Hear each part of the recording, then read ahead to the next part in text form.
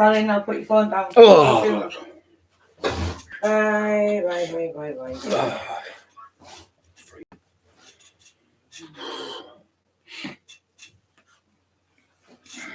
Right.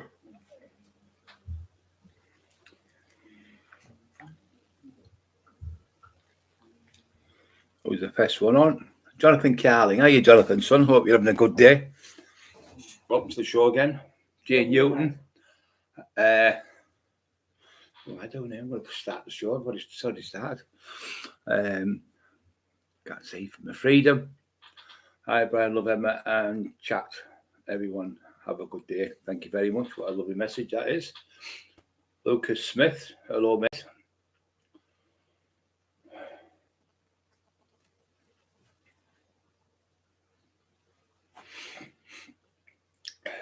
You got the line. I thought it was the boss. Your maid's out here. Needs that out, doesn't it? You look like a mad lion. You're going to attack me. She's turned into a werewolf. She's a mad, like a mad lion. Put him up.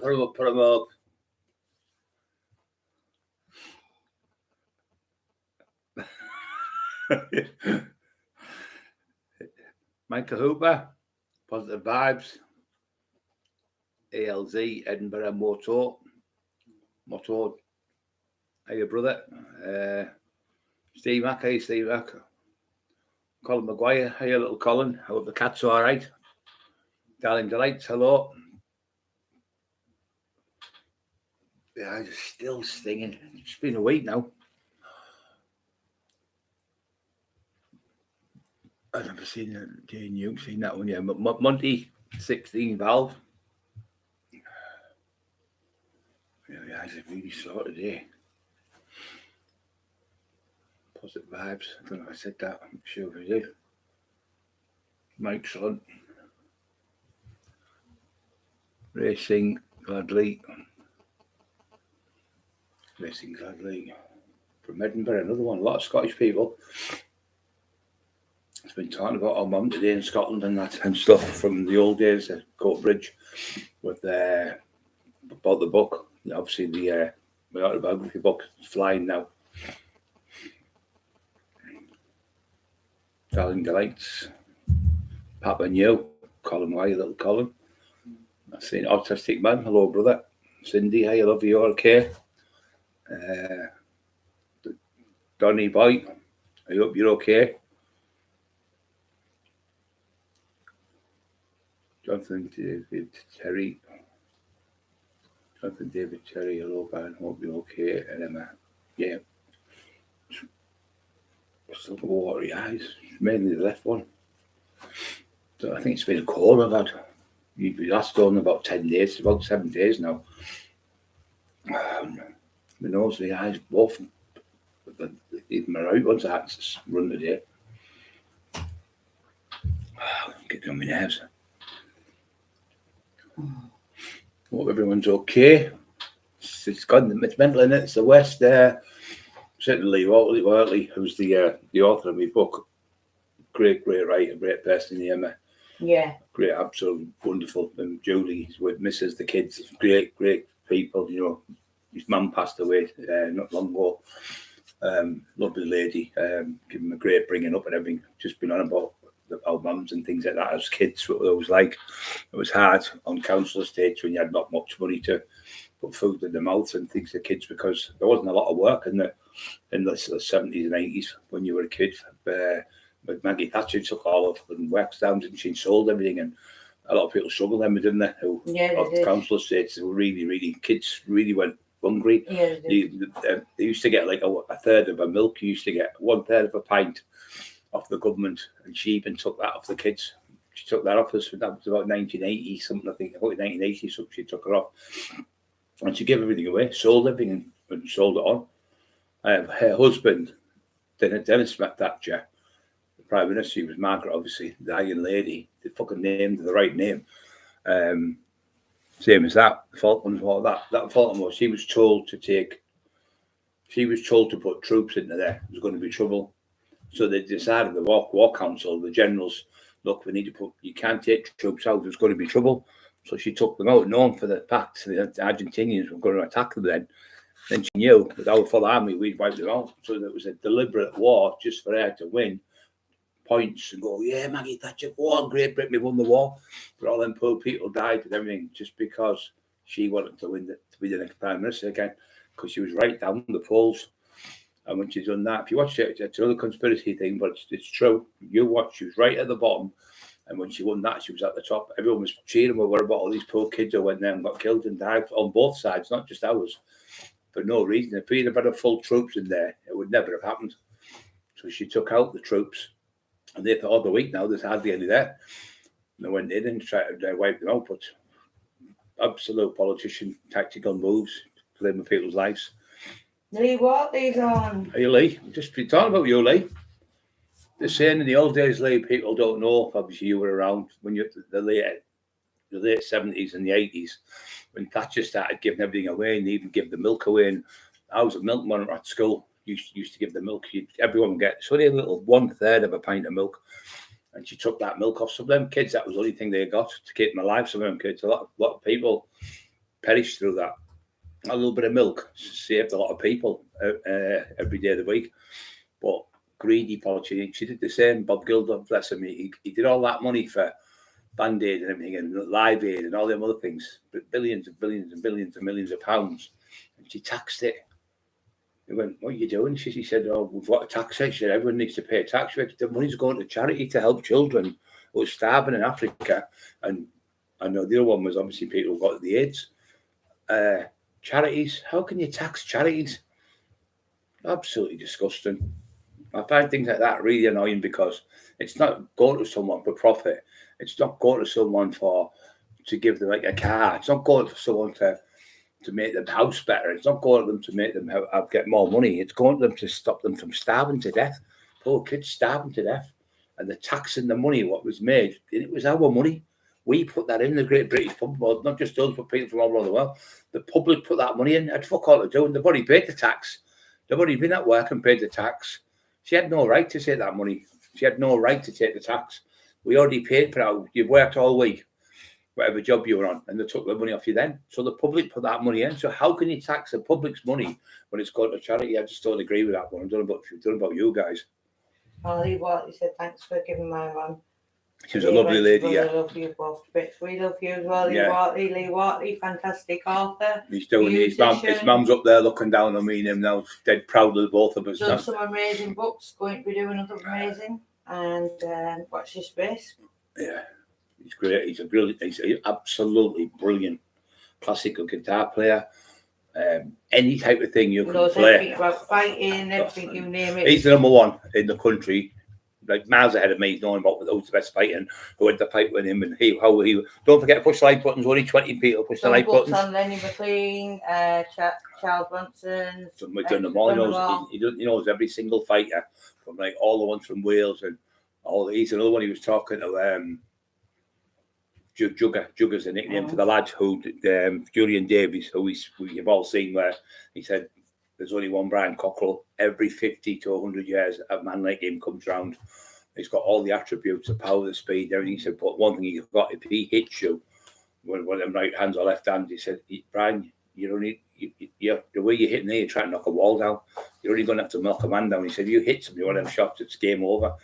And he said, there was only one Brian Cockrell. Obviously, the idiot was saying, we're lying. But Lee did a podcast with him, and they talked about me on the podcast. And said, even Norman said the same. As Brian's the man. Brian, Norman Buckland, a great lad as well. But he's idiots. Even Lee Watley, top man, Lee. Yeah, top lad. But even Lee, even in America, they were talking about when they met for a boxing thing. It was a boxing thing. John Elite. Yeah. He loves Brian. John Elite was a top gangster for the Mafia, the Gambino, the biggest family ever. I've interviewed him, spoke to him loads of times on the phone. Lovely man. He was in the same game as I was in, but obviously miles ahead of me. What he did, really intelligent man. He said, my mate Brian Cockrell's over from America. He was in America, in England. He broke his back. He said, to get your name over here, Brian, to get your name over the pond, meaning over the water to America, you've got to find something really, really special. Because I don't see many other people's names from England over here. It's your name gets mentioned all the time over here over in America. And they were talking it was about boxing. Mercer, remember Mercer, the boxer, heavyweight black lad, a boxer. He mentioned you a few times actually. Yeah. I was showing Steve Mac, not all the messages, but I just went through how long you've actually chatted to him for and how close we are. Really nice man. Well, he got attacked by 12 lads, and I got attacked by 14. They battered him with baseball bats and hammers and the same thing as what I got, and they left him for dead, shot him in the river, and somehow he managed to get out the river, and he survived. They said, and as soon as you start talking to someone on your own pairs, it's like a musician talking to Lee Watley or a guitarist. As soon as he starts playing Lee, he said, I can tell straight away he's either brilliant or he isn't. You can tell. It's like fighters you see. And, I could have done this and I could have. Well, if you would have, you would have. All that shit. That's what he said. You could have meant. Yeah, John Elite, really nice man. But he was in the, like I say, he was in the Gambini fan for a long time up there. There's a picture of him going into the Gambini's house, the main man, John got his house in the old days. But yeah, he was a real deal, him. And then we're going about the English picture. The tough cookies, them English, the limeys, they call them, tough cookies, them English. He said over there, they have street fights where they fight toe to toe. Like, miles tougher than American ones. You were the same book as Barty Gorman, weren't you? But you think he was an absolute gentleman. That was the book that Jugger wrote. It was called Street Fighters. Jugger written that. But Barty Gorman, what man, gentleman? Do you know what I mean? All these old school ones were gentlemen, weren't they? Yeah. You know what I mean? Like you never. No, don't hit women. You don't go and bully people with kids in the house. You don't buy it. You don't have a fight with someone you know for a fact you're going to destroy in 2 seconds. You don't hit them. You think, I can't hit him. He's so fucking daft. You just don't do it. And when you've had a fight with someone, I've knocked them out and I've hit them just one shot, and knocked them out, and I've picked them up. Are you all right, mate? You all right? Get them a drink and they're all right. I don't go back and have another fight with him because I know for a fact I've already beat him, so I know I can beat him. If he wants to have another go and he wants to have a go with me, yeah, no problem. But I don't go looking for someone when I've already beat someone. I've already won the fight. You've got nothing to prove then. I mean, the days that Brian was around, there was that many top fighters about in them days, wasn't there? It was a hard time, wasn't it? Especially in the North East. Because everybody wanted to be a top fighter because there was nothing to, no one was on drugs. There was no one like drink like they did, the job for a drink and that, but there wasn't people. We're all into fitness. You've got to remember there was like Rambo films, there was Rocky, there was Arnold Schwarzenegger movies. Everyone was into training, everyone was into boxing, everyone went to fight, and there was all top fighters in them days. The elite fighters in the 70s and 80s were unbelievable, especially the black lads in America, unbelievable. Top boxers, but no one, I never seen you. I've never seen people in nightclubs when we were kids, when I was like 19, 20. Never seen people having drugs. Never seen people sniffing coke or having joints or anything. The only time I seen a joint when I was about 16 in a pub, and they were passing it around, about 8 people at a table, and it was in the Millhouse pub in Hartlepool. I was with my mum and dad. And I could smell the smell. I thought, what's that smell? Mum said, let's get over here away from that. It stinks. It was cannabis. I told her to leave it today. If I took and smoked a pad with my mate, Dorsey, showing off. And I went one go, and I had another go. And I threw my guts up all over the Civic Centre. That's where the Queen come. And she opened the Civic Centre in 1977. It was the Queen's Jubilee.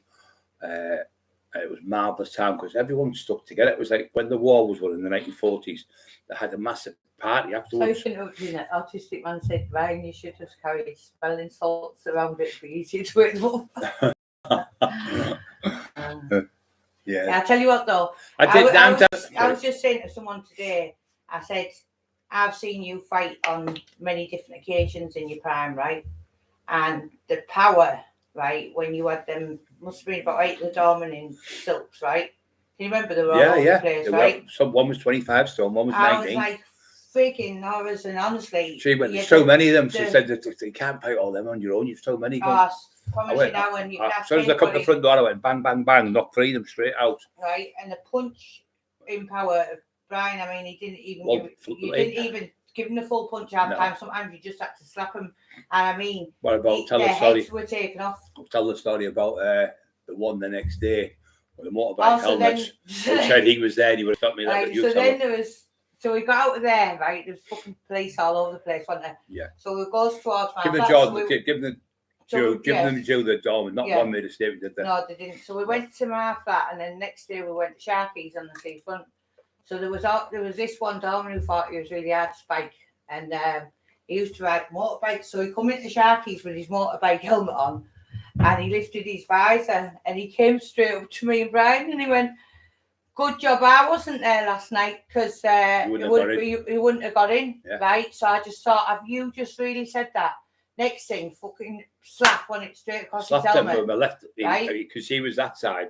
He was that side. I went, let me finish. Straight across his helmet, and his helmet started rocking from side to side, but he was still stood up then about in slow motion. Must have been about 40 seconds later, all of a sudden he just started like folding to the ground, didn't he?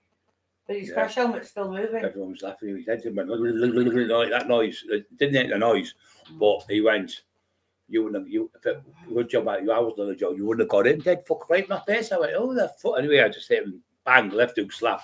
It was a totally different breed of fighters then to what's around. Honestly, totally different breed. And you'd fight somebody. The power, right, of your punches, I can remember many a times. And it used to really, really shock me. I used to think, oh, but then you started just slapping a lot. What about the ones in the gypsies when they went, I like a fight after a meal, and I said, well, I like a fight before a meal, and I went outside. Oh, Amy's blowing hours. I wrecked the whole fucking pub, didn't I? Yeah, it was a restaurant. Yeah. And anyway, they've gone after it. So they were actually trying to back away, and they ended up round on the Station Road sort of thing, didn't they? And you were just, I went on the bottom, there was about 20 coppers coming in, and they were all round me, right in a circle, not like that shit, like a moon shape. I was going, then fucking I was going bang, she was going, don't hit any of them, don't. I was going, so I grabbed one, that's one of them where I threw over the police car, it was copper. Sean, off-roader, you're in here now. Am I right in what I'm saying? The power of Brian's punches, I don't think I've seen much like it at all in this day and age of you. Sean, can you just put a little comment? You see Sean used to have people. But it's just unbelievable. Sean knows all the best. He knows all the best fighters. It used to feel like the punches were going through them. Didn't it? Like right through their faces. I know it's not a thing, but I never seen you start it. When I hit them, we just got both the whole jaw. 100%, Sean said. Yeah. Sean seen me have fucking hell, tons of fights, and then he'd hear about fights I've had. He said to Sean, he said, "You don't give a fuck, do you?" He said, "Look, there's 7 or 8 of them. Then you just knocked them all clean out. Just ridiculous." I've never seen so many dominoes out one place that night in Silks. No, I remember I knocked him out as well. Like, I won't say his name. The other domino. I slapped him, didn't I? I knocked him, and he took his head off. He was an off-duty doorman from another club, and he so there was I think there was 7 doormen plus him, and then the other one was 9, wasn't it? So it was 9 doormen. And the first one was Dorsey. God bless his God. No, but do you remember when they rang the bell at the front door because you just carried on walking in? Yeah. And then so Dorsey and Jeff and all them came running down. They were big, weren't they? Oh, yeah. And I could see the horror on the faces when they realised it was big fat fucker he was, Dorsey. Big, God bless him. Got friends with him in the end and that. I said, you can't come in. He just want you in. What do you mean? I saved you last week in a big fucking fight. Loads of lads in here. So he put his hand there, and I just went right hand up a cup, but he was about 6'5" and about 25 stone. He was huge. Looked like no low 90s type, big lad like that type. And as soon as he hit something like that, he went down, he never got back up. And then the other 2 come in, I went bang, bang, at the both left, rights, and they were gone. Then I went the next part, and then I fight another 2. And then anyway, this other one was going like that, jumping about. He had a denim jacket on, a Wrangler jacket. And I just went, fuck off, slapped him. Knocked him from here and he hit the radiator and slid down the radiator on the back. Fucking hilarious it was. I've never seen anything like it in my life. The cops come and said to another time, we've only got 11 police officers on the night. He said, it's Scotch Bride, we're going to have to wait for South Bank and Middlesbrough police coming. So they had to wait for different police stations coming, like say Gisborne, Stockton, Middlesbrough and fucking Redcar all come together. I mean, there's that many people that still talk about that, especially Red Car one day. Yeah, what Red Car? It's unreal. Crazy, isn't it? Yeah. But you weren't horrible, only when you actually. But then if somebody was horrible, there was no holds barred with you because you had that bit of an evil instinct in you as well, didn't you? When you actually go back. Yeah. I should just revel in it. Knew I could beat anyone in my head. I just knew I could beat. I knew I wasn't scared to go anywhere to fight anyone on the planet. I would fight anyone anywhere, and any day of the week. I was ready every day, and I was then when I was like 24 to 34, I was unstoppable then, and that's what I think he was saying. Steve Richards, he said. Everyone was saying, you've got to write a book on Brian Cockrell. You've got to write a book on Brian Cockrell to Steve Richards. But then you did start just stabbing people. I think one of them gave you a scare, didn't it? Yeah, well, what happened? I had the fight. It was Mickey Salter. He was a great lad. He's gone now. And Kev Howe was there. And Perry was there. And Mickey Salter and Paul Salter, great lads. But they both could fight.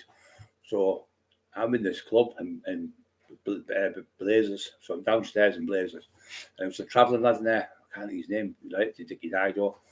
And the Dorman, little Frankie was on. Steve Ireland was on. There's quite a few Dorman on there. And yeah. So I do the next minute. We're in there. They've been to a wedding, these lads. Anyway, he come over. And I just got out of jail. I was in fucking jail. I got out. I was out on my home leave. I was out for 2 days. And I had a suit on. Fucking £600 suit it was. It was like a turquoise blue colour. Yeah, fucking round it was. £600 it cost me. That was there. It was from Saddle Road, the material. It was made by a tailor called Joe Hine from Newcastle, Sunderland. He's got tailors up there. He went to me, well, you're looking at you. So I'm like, look, I'm walking around. I went, look behind me. I thought he was talking to somebody behind me. I'm talking to you, he said. So as I hit him, I went, nuts. I nutted him in the face. As I hit him, as he's going down, I hit him the left hook. And he hit him that hard. His cheekbone here snapped. Kev Coulter said it was one of the worst. He said it snapped like that, and it went right through his nose, through his eye there, and through the top of here. And the bone went right through there. That bone snapped right the way through his eye to his top. So he talks about it on the podcast, yeah. So next minute, he goes to get his brother. So he goes to get Paul, and Paul went, "Who done that? I'm a fucking killer. I'll kill me." With Brian Cotton. He went, "You probably deserved it." Anyway, I met him again. He come back up and seen me, and he said, "Look, I'm sorry, I didn't know you were." It's blah blah blah blah. And I said, okay, then, mate. Shook his hand. And then the next day, I got a message from Paul. His brother said he was about half an inch. It had been half an inch more, that bone, but it protruded through your brain. You'd been killed. And after that, every time I went to punch pit, I started slapping them because I was scared. I was scared. And Bram said to me, he was one of the best cage fighters ever, and wrestlers ever in Great Britain. He said, you're just too big. You better just slap them. You're fat. You're just too heavy-handed. So when I was doing it, I'd be pulling my punches. But so he never had me hurt me there. But I thought, yeah, but I'm not fucking fully hitting you. I dare hurt you. I mean, I remember you getting in the car, just going to all mad places. Like you go to Doncaster, all over the place. Wouldn't you fight anyone? Leeds. Went to York.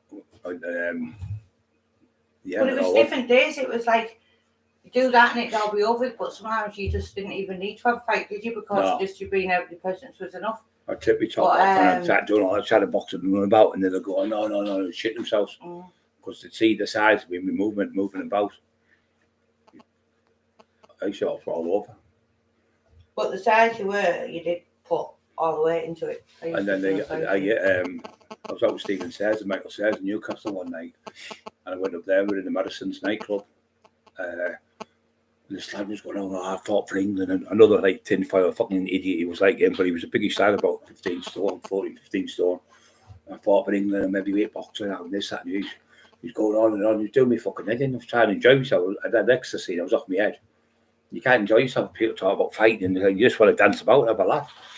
Going on about fighting. I said, Stephen, I said, your fucking relations done my head in for that. Don't forget, push the like buttons, guys. Only 35, 117 people on already.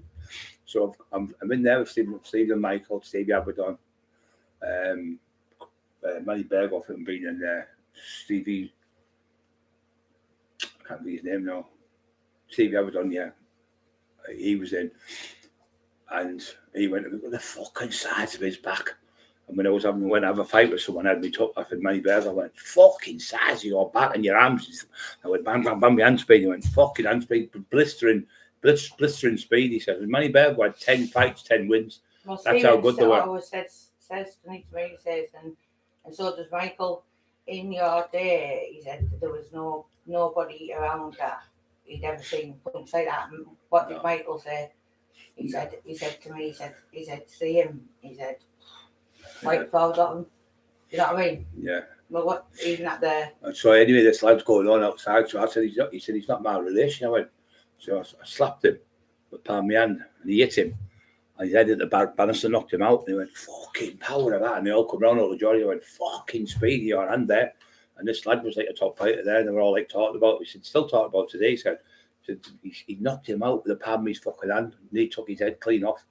Imagine getting punched off him, he said, his body weight. He only went like that, just a little slap. Different, Sean, yeah.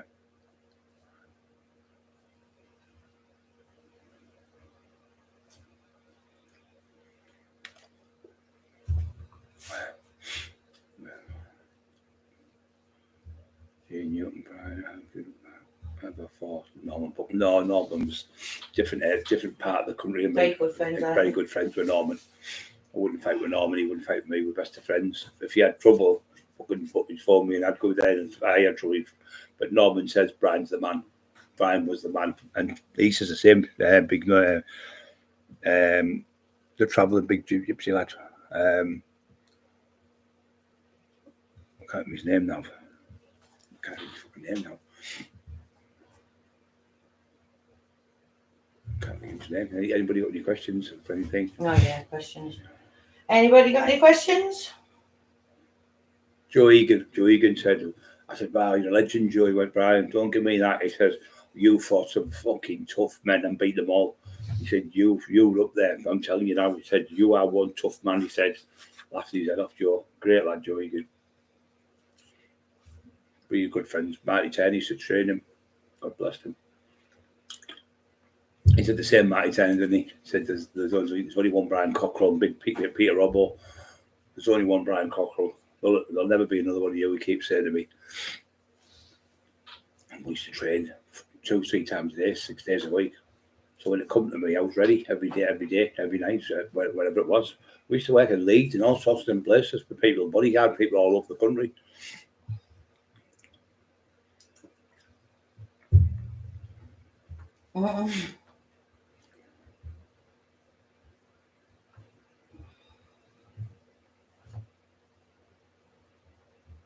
I thought what Tony Stubbs said, couldn't stop him. Right, so because he said, why didn't you? How come then you didn't become a professional boxer? I said, Brian was a street fighter. Don't think he had the discipline to box. Once his eyes went black, you couldn't stop him. Yeah. Imagine you getting pulled off. There's no money in it. There's no money in it for me. I was making more money doing the security. I was making 15-20 grand a week doing the fucking doors. I was making £1 million a year. I didn't need to make doing the ring and make money. It was never about the money in the ring. It was I did it to fight on the street, to run the doors and run the rave scenes. We were taking sometimes 40-50 grand a week on the door. You wouldn't get that much in a fight. And you weren't getting hurt. I was right. Once I used to spar and got caught in the nose, I'd just go berserk. And Pooh Smile got it copped at once. As soon as I got hit on the nose or hit anywhere, I see a mist, the mist comes and that's it. And I just go one full force. Once his eyes went dark, there was no stopping you, was there? No.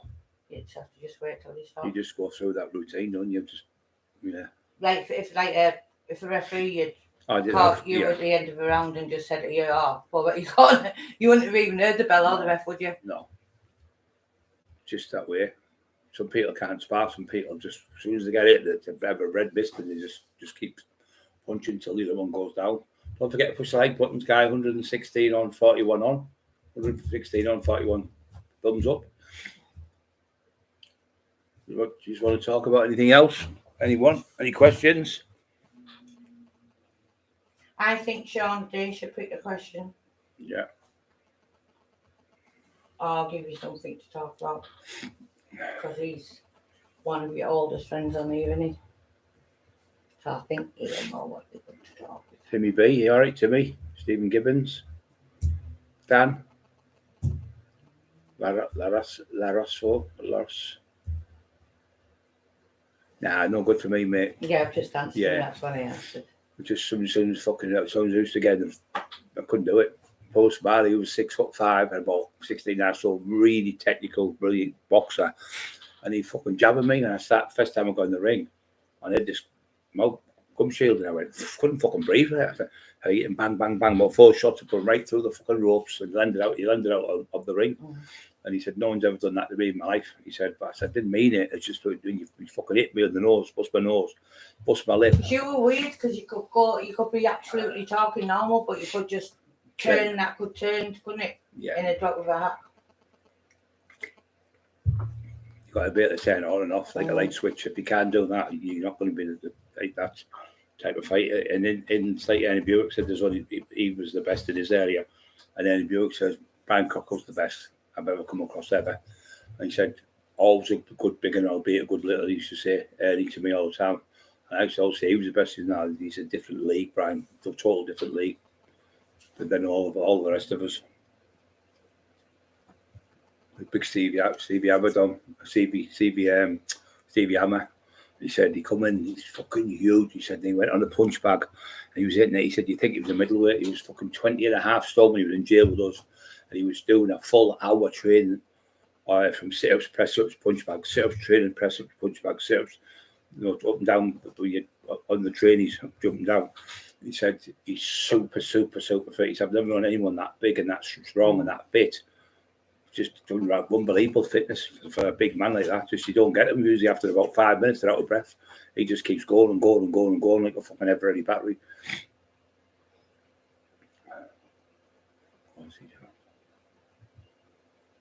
Escape from jail. Sean has a question. What's the question, Sean?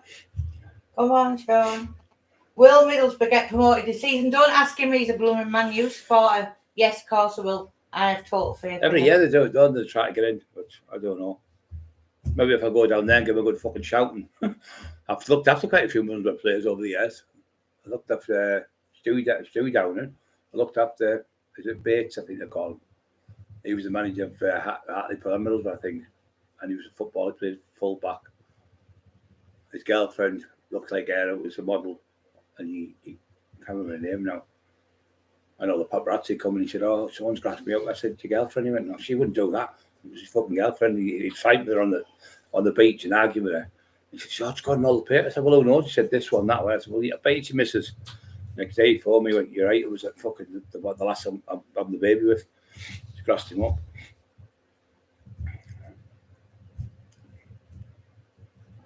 Let's get 50 likes. No, we want 100 now, Cindy. 42, we need that. We used to get 100 now every night. Last night we got 154, I think.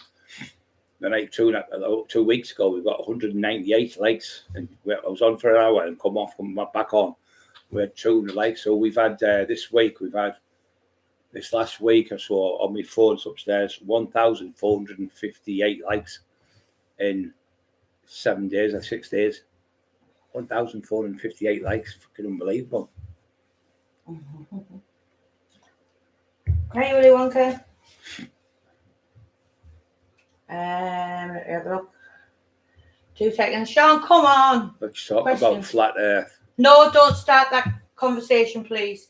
I'm going to absolutely kill you. Please don't get on that conversation because me and you will end up arguing online. Yeah. Come on, I'm going to sit here like an idiot all day. Come on. Questions. Come on. About Dan, have you ever stories of that? Yeah, I've been a few. We worked on the door, me and Sean Day there. First night I met Sean was on the door with Brian Flaherty. I worked at Leo's and I was waiting on the door at Leo's. And this lad come, I went there for a while and this lad come, he's about 17 stone, big skinhead. Fucking like a national front he looked like. Biggish lad, but I was only about 20, I think, was your old turn. I was only about 14 stone or something. He was a lot bigger than me. So he's having to fight me upstairs and I'm struggling to get him down the stairs because you had to take him from the back end of the Leo's all the way down the stairs. So I'm trying to get him out. There's only one way out, you see, downstairs. So anyway, I'm getting around the stairs, gets him outside. So he's having a fight with me. I threw a few shots anyway. He's missed and I've hit him with this right hand. Dropped him. He's got up. And then he fell back and he's hit his head on the step. You know, the step was like that shape, as you like that. So he's hit his head, but about 4 inches thick the step. He split, his ears are all pouring of blood. I went, fucking hell. So Jeff Robinson, little Frankie's come out and he's getting a bucket of water. Frankie throwing the water on the floor. So I thought, fuck here. Anyway, I jumped in a taxi. I went to my uncle's. Anyway, found out, pulling up, he's in the hospital. So my auntie used to work in the state hospital. My auntie Rena, she used to work there. And she took him to the general hospital in Middlesbrough, and he was in a fucking coma for 12 days. I had to fuck off. I had to go. My mum's and that keep out of the way. I've shit myself. So for 12 days, this lad was in a coma. Anyway, he woke up on about the 13th, 14th day. I was like, oh, thank fuck for that. I was so shit scared. I thought, I'm going to get done for murder here. So when they come with me having a Scottish accent, and he went, oh, I was from Glasgow. They said the dorm, and he said, the was his first night on. He said, he was only down. He said, staying here for a couple of weeks. He was going his way at the door for a couple of weeks. That was it. So anyway, the police couldn't do nothing. The lad never pressed charge or fuck all. Anyway, I never seen. So anyway, about a couple of days after that, I got offered a job by Paul Epstein. You know Paul, man. Oh, he was there when I did Paul Epstein. We need to get him on the show because he was there when I did the £2,000 bet leg press, and I got 12 reps. He was there when I did the 6 plates each end on a Smith machine, lifted it out myself, and did 10 reps. 10 reps on the Smith machine and 6 reps on the flat bench. He was there. They were there, and people said, fuck, I could never see anything like it in my life, he said. And I used to be able to curl 120 kg seated on my legs there and curl it up, back down, curl about out at 520s and 210s. So it was 120, 140 kg used to do, and the collar's 145. And I could curl it. Addish, Mark Johnson, Ali, all them used to be like, fuck, I'd struggle to deadlift that, and you're curling it on the bench, seated like this, and curling it up and down, and putting it back on the rack. Super, super strong. So anyway, I get the job because Mark Epstein, they had ice cream vans. Italians are all those ice cream. So I get the job on the door. Flighty's working, and me with Mark used to work up Broughton, Lingdale with the ice cream vans. Yeah, nice like that, Mark. Anyway. You worked in a deck for a bit as well, didn't you? Yeah. He was really good dorm, but he couldn't fight. But he was good at talking. Anyway, Flighty was brilliant. He was the best. So anyway, we goes from there to Darlington. Now, Darlington's a rough place. It's the biggest travelling site in the UK. So I'm going there, good friends over there, travelling lads I got to meet. Anyway, I'm on the door, and there was a lad called Mickey Valero. He was the best fighter there. He was about 18 stone, about 30-odd-year-old. And then there was another one called Mickey White. So them two were the top 5. Mickey White wasn't as big. He was about 12 stone, but he could really fight, really top fighter. So they taught me on the door, and the next minute, a couple of lads come in, causing trouble a bit. Anyway, they've had a go at me. I went bang, bang, it knocked them both out. Like, my hands, he went, fucking hell, son, your hands are like light. And he said, you're going to be special, you son. These were like, I was only a little kid. I was only 20-year-old. Then next minute, I'm in there another night with Sean Day. So I'm at the back because there are all these fucking Darlington football hooligans are coming in the football. And the bar was called Harvey's Wine Bar, and it was a bit Coronation Street, the big cobbled floors. When you walk on them, the slide. Sean Dale tell you, if you had hard shoes on, you'd slip. If you had trained, it wasn't so bad. But then cobbled paths, you slide all over. So we used to go in. It was dead posh. It was all posh people. It's a very conservative place, Darlington. So anyway, goes in, all posh bars and the glasses and all that. So I'm at the other side, keeping an eye on these football hooligans. There's about seven of them there. So next minute, I start fighting with this other lads in the pub. So I bit 2 of them, and I bit one, a bit of chunk out his fucking face. Anyway, he's picked there used to be big glass ashtrays that were like dead thick, probably weighed about 10 pounds in weight, like a big massive. They were huge in the old days. Hit me right across the face, broke my cheekbone, and a big cut on my face. Anyway, I fucking punched them all over. And anyway, he's come through. Sean, he's dropped a couple. I've dropped 4, I think. And then Flatty's come. Where the fuck have you been? He went, he's trying to get this cosh out of his pocket. It was stuck in his fucking pocket. By then, I could have been fucking dead. Like, and Sean's laughing like, fuck at him. But and then I was in there for a while on that door. So they got to know me. And Mick Valero used to come in and we'd be fighting. He'd see me fight. He went, your footwork, it's unbelievable. You move from the left foot to your right. And he said the same Juggy when I was doing the pads with him out the back. He said, we was in here, he come. Juggy was the one who did the pad work. If you ever watch me on the pads out the back in the garden. So Juggy come, he was doing a book called Street Fighters. Julian Davis, he's from Merthyr Tydfil in Wales. And he went round and he interviewed hundreds and hundreds of fighters. And in the paper, I read it out the week, he said, there's only one Brian Cockrell. A fighter like him only comes round every 50 years or more. He said, with all the power and the speed, and he said he was the biggest man I ever met. He's the strongest I ever met, and possibly the best fighter I've ever known. He said, but his hand speed was phenomenal. He said, when he was hitting me, he said to other people, Lee and that, he said, he was hitting me that hard. He said, I thought he was doing dislocate my shoulder, and that was just a punch. He said, I felt like I was going to go through next door's fence. He said, that's how powerful he is. But when you see him in real life, he said, you don't realise how big he is. He said, but when he starts moving, you get the biggest shock of your life because you think he's going to be like a big caveman type of thing. But he said his feet work and his neck and his balance and everything was brilliant. So his other mate was called Tony, Big Tony from Swansea.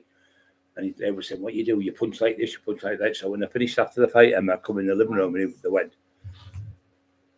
that was fucking unbelievable. That was amazing. He said, I can't believe how much power you have, how much feet work and that. He went, and he's us silly buggers trying to teach you how to fight, to tell you what to do. And you punch like this and punch like that. They were trying to teach me. Then we did it again. I went over the border. Thingy Thomas, Peter, Thingy's uncle was a boxer. Peter was a millionaire, was all the houses. Yeah. His uncle has the Snowden Road, the boxing gym. So Big John Lewis was there, great fighter, John Lewis, brilliant top fighter, nice lad, come to see him a few times, and we're in there. So I'm downstairs, and he's going, "What you do, son? When you punch, you do that." And then all the lads are stood watching me because they've come down to get pictures now with me because obviously they knew who I was, and they stood there, and he's about 70-year-old, the uncle, and he's going, "You hit it like this." Dave Thomas, that's it, Dave Thomas, boxing school of excellence. Really, really techniques. He was 70-odd-year-old. He was saying, punch it like that, so punch it like that. He's going, okay. I said, can I have a go? Can I put the gloves on? So I put the gloves on. I went, bang, bang, bang, out 20 shots. He went, fucking hell. He said, he said, such and such. He said, do you know what that is there? He went, no. He said, I don't know that. He said, that's Brian Cockrell. He went, you're taking the piss, use your cunts. That had thrown the gloves on the floor. He's 70. So I'm fucking trying to cheat to the best fucking fighters on the planet. And you've got me studying like a fucking idiot teaching about a fight. You know, it's going to get mad with all them. They're all creased laughing. They couldn't stop laughing for ages. I'm trying to teach Brian Cockrell how to fight. He's like that, laughing. He's like, give me a cuddle and everything. Lovely man, like, but yeah, it was me. Me and a few lads went over. It was good. Bram used to come. Bram used to just teach him how to throw punches, right? This special punch. I made my own like little technique punch, and I taught him that, who does all the jiu-jitsu. And I got Bram. He was only, when he first met him, he was only a kid. So I got him from about 16 stone to about 20 and a half stone with the food. And people are laughing at me saying, I never ate all that food. Well, Bram was eating all that food as well because I got him on the same diet where you eat everything. Crap food, good food, everything. Just eat and eat and eat and eat to get your bulk up. Once you get your bulk up, you can just cut back down and a bit of fat off your belly. And all top powerlifters, every one of them have 10, 15, 20,000 calories. Even a normal bodybuilder has about 8,000 calories a day. You have to eat that much to get big. And you're getting people laughing, oh, as if you eat all that. Well, that was just a one-off on holiday and the food was free, so I was just eating it anyway, you know, just I was only there a week. But it was when I was doing the documentary with McIntyre. But people haven't got a clue. They talk about something. Like me trying to tell you about building, I wouldn't have a clue. I was trying to tell you how to put an engine in a car. I haven't got a fucking clue. I wouldn't even open my mouth because I know. But you get gobshites sat there like tennis. Oh, he's rubbish here at tennis. And wait a minute, he's the best fucking tennis player in the world. How's he missed that? Or you get money going, he's fucking shit that David Beckham. Or he's fucking shit that such and such. And they talk shit on your armchair fucking critics, never done nothing in life, never had a fight in their life. And you grab them and you by the throat. I've had loads of, I could have beat you. And I'd just grab them by the throat like that and just strangle a cunt. Loads of them. Emma's been there. I've grabbed like two. You fucking behave now. Like I pushed them together like that. They're fucking right in with my eyes screaming at them. And Sean's been there when I've done it. Grabbed them physically and shook them apart. Then it saved me beating them up. So I pulled and throw a punch at them. But you do get the odd idiots trying to have a go. And he's the same, Lewis Wall, the greatest fighter and probably greatest fighter in Darlington's dad. Lewis Wall said, if he gets hold of you, he said, you're fucked. He said, there was a little traveller coming. He said, oh, my Uncle Lewis speaks well of you, guy. He said, he says, he's some man him, you know, he's some man. He said, he looks like he's slow and stiff. And most bodybuilders, he isn't. He's a total different wrecking machine. He said, but if he gets hold of you, if he hits you on any hand, you're gone. He said, I've seen him do it over and over. All the travellers used to come with me when I used to fight. He would beat every fucker.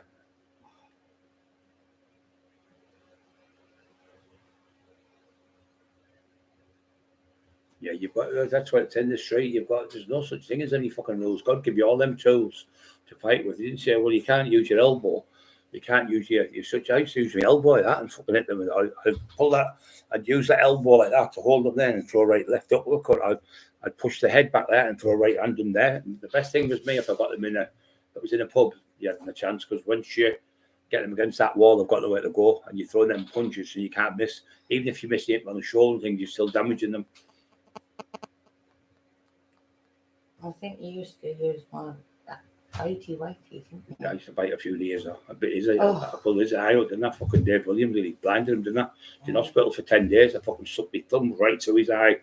He was the top fighter for 10 years. I could fight for 4. You know what you just said? There was that many top fighters. I mean, you could probably 50 top fighters. Redcar, 50 in Eston, fucking 100 maybe in Middlesbrough. Going that any day of the week on Monday, Tuesday, Wednesday, or Thursday, there'd be at least 8 or 9 top fighters. Oh, I would have a fight with anyone in the country. Like, that's how good they were up here. Everyone was into fighting, but everyone was into training. But I had that gift of strength as well. That's what was good. But I had a great chin as well. Even the great Lee Duffy could knock me out. He hit me with his best shot. He said, I hit him with everything I had to Dave Thomas. He said, and he just fucking rocked him. Went half down, he just pushed himself up. He said, I've got the shock of my life. He said, but I ended up being best of friends in the end. He said, he's some fucking person, Brian. He's a great lad.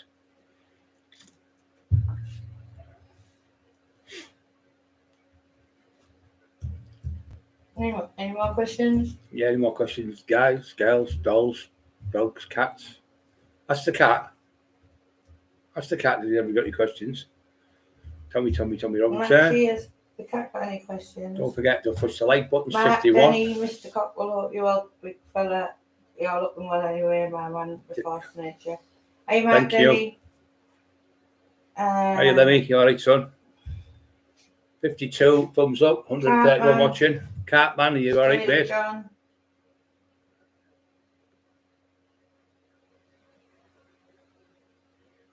Yeah, Dan XR2 said thing is Brian, look at all these strong men eating the same amount of calories as well, 12,000 plus. Yeah, they do, mate. I mean, people there's no way you can eat that much. You do. What you do is you have you'll have a protein drink, which a pint of milk, which is 500 calories. Then you'll have 50 grams of protein powder, 50 grams of carbohydrates, and you'll have 4 of them a day. So there's probably 3,000 or 4,000 calories in drinks.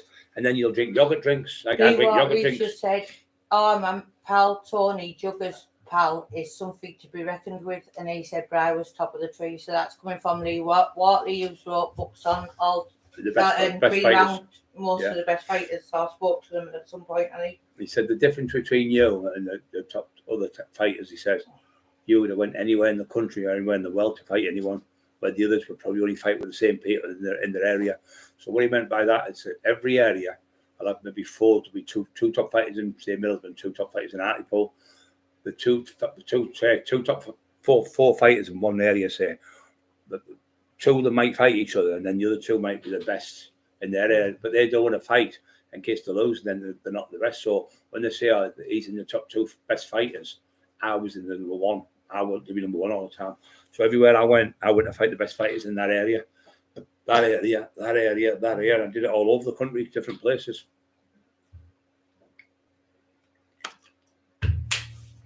And when they put me down as Britain's hardest man, nobody come forward to offer me out when I was in my prime. No one said, I'll fight him. Not once to come out.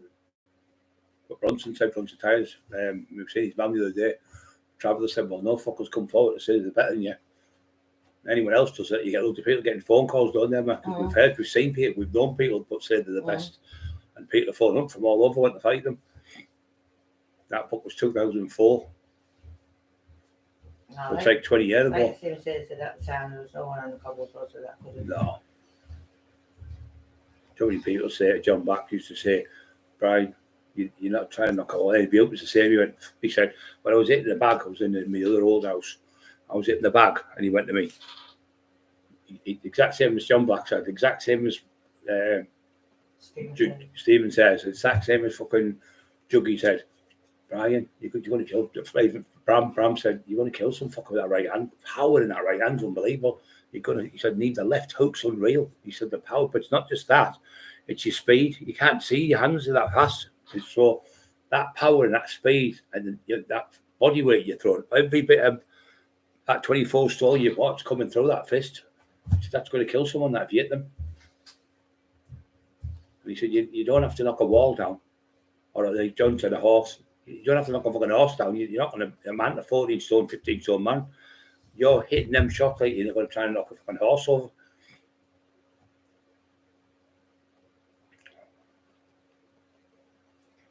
And when you used to headbutt them, that used to be terrible, didn't it? I headbutt was something, even when I headbutted for the lad who had a fight with Lee Duffy, I won't mention his name.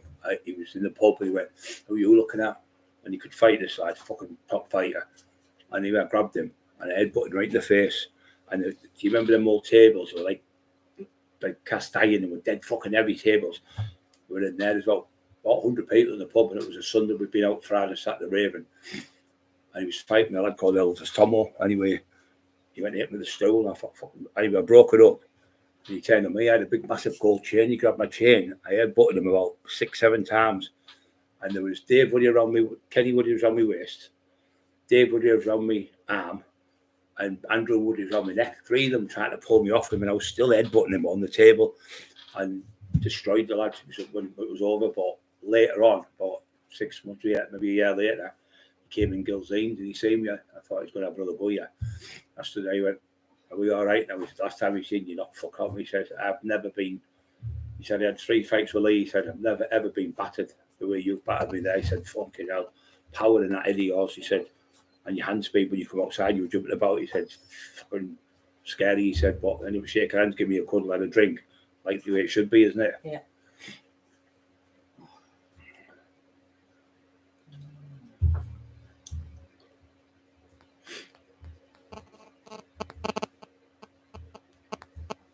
Reza, I know Ali right, really well. My friend was out with him the other day.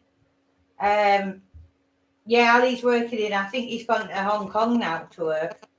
Reza.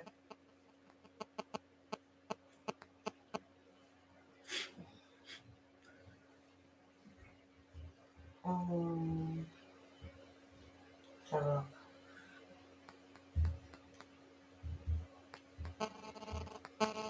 The best eater I ever done was a lad called Scoff, and then no one on the planet could have eaten as much as him. He could eat 3 fucking kebabs straight off, and then have a chicken fucking parmesan. Off-roader Sean saying, what's that shake drink you used to drink, Brian? Was it Bacardi you used to drink? Was it alcoholic? Are you on about the 2020? No, 2020. I used to make my own drink. I called it the Terminator. It was 2020. It was Castaway and Blastaway.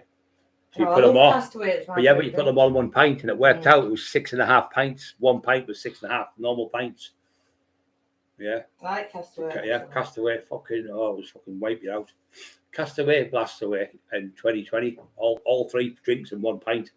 Get them all in. Like a woman's drinks, but the fucking floor not one when you drink them. Blow your fucking tits off. What was that shake drink you used to drink? Now, I've seen you with a few bottles of Bacardi. Yeah, Bacardi. Me there. I was the only person. I never took the limits for people. I used to go on Terry's with a bottle, 1.5 litre bottle of Bacardi.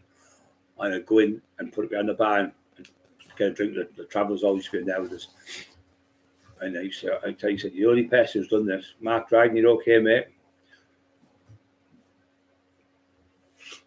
Autistic man. Steve Mark Alsbury. Yeah, well, do you know what? I've been. It's gone now because of fucking COVID. The lad who had the pub, Emma will tell you, I was going to be the referee for the eating challenge. It was going to be in America, wasn't it? It's like you had some 200,000 people in America going to watch it on television, all the subscribers and that, and then the COVID come on in this. What was it called? The Man versus Food or something like that. No, the one where we were going in Stockton, where they used to get. Man versus Food. It's a pub in Stockton with that, like Craig Arcade, didn't he? And he went to referee, didn't he? 54 thumbs up. Fights around 80s and 90s. Fighters around 80s. There was loads of top fighters, mate. It was Paul Salter. So Lee Duffy. Peter O. People like Hello, another top fighter. And what was he called? Who you just Mark Johnson, Ali Johnson, they were top fighters from Grangestown. And then you mentioned Tony Stubbs, Tony Johns. What's he called who died? Who you just mentioned? Who's that vote with Andrew Ricky Salter. Pickering? I can't think. You just mentioned him. Oh, Kev Auer. Bam Bam. He was fucking mad. BJ. Richie Horsley from Hartlepool. He's his side. Vulture. Mick Sorby and them. They were at that side. Then there was Viv Graham, legendary fighter. Big Billy Robinson, brilliant fighter. Stevie Abaddon. Stevie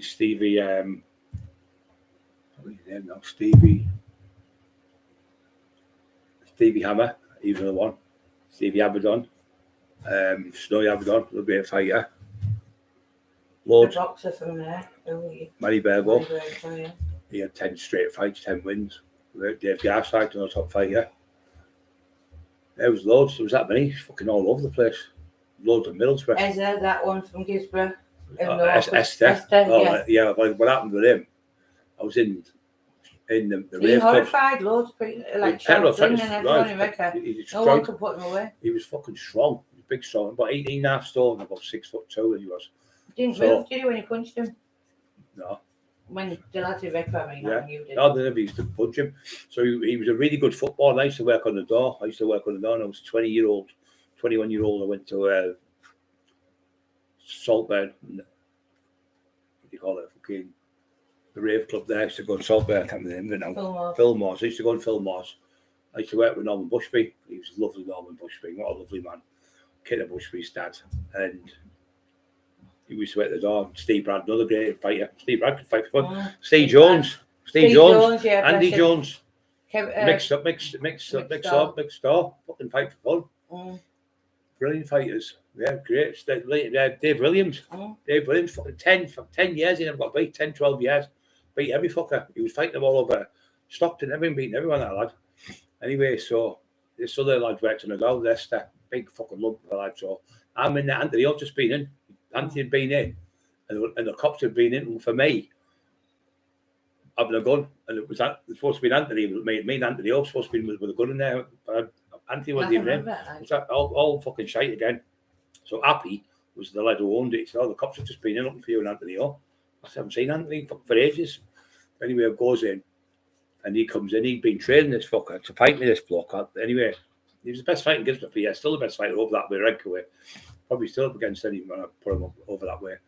Anyway, he goes, I'm the best fighter in Gisborough. I went, Howie, I fucking used to work at the door. What's the matter with you? Because I was only young then. I was 20. He was probably 20, maybe 3 or 4 years older than me. So he said, 30 I was with a lad called Flea. So I was with Flea when near the door, Mickey Starr, and Andy Jones and them were stood there. We just stood talking. And he had about 3 or 4, maybe 4 or 5 lads with him.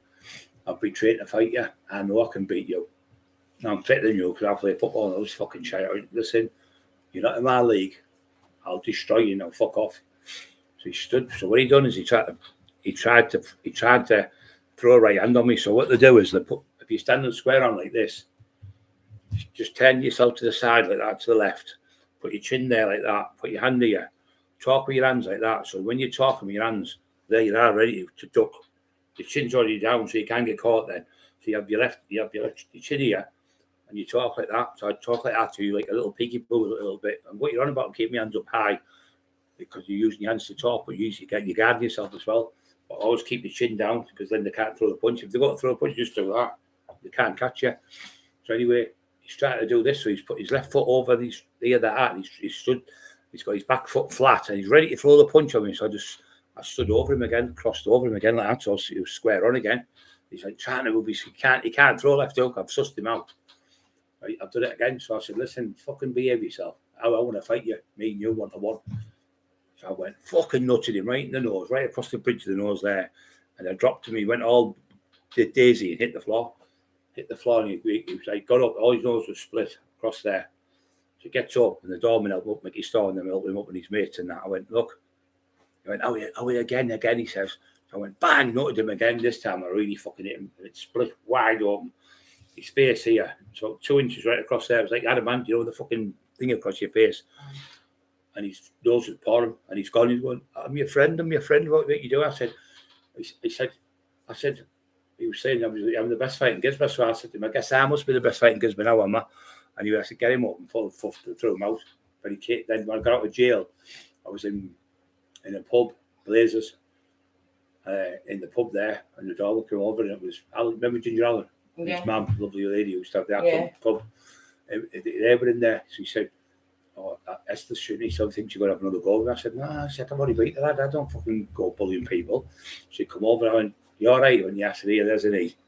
Give me a knee, shook me hand, give me a cuddle, give me a kiss on the cheek. I said, you all right now? And yeah. He said, I'm a fucking idiot. He said, I really thought I could beat you. He said, phenomenal. That headbutt, it just fucking destroyed me. He said, I couldn't see nothing. Couldn't cuss for over a week, he said I was, for the 2 headbutts he hit me with. And his nose was all white there. He said, I've had it all plastic surgery done. But he was like, as soon as he sees me, he's like that. I've seen him about 5 years ago up that way with Terry. I went to have a fight with somebody else about 5 or 6 years ago. He went, Bri, you all right, big Bri? I went, yeah, and give him a cuddle on the steps where he lived. His wife come out and I said, no, there's no trouble. I just want to see if he knows this lad. Me and Terry were doing a debt up there. Nice as pie to be nice to people. I never ever carry grudges, but you get a few people off road of Roddy Pickering. Roddy Pickering from there was a Roddy Pickering this way, wasn't there? Fucking worked for the Almond down this way. Said Stockton's another one.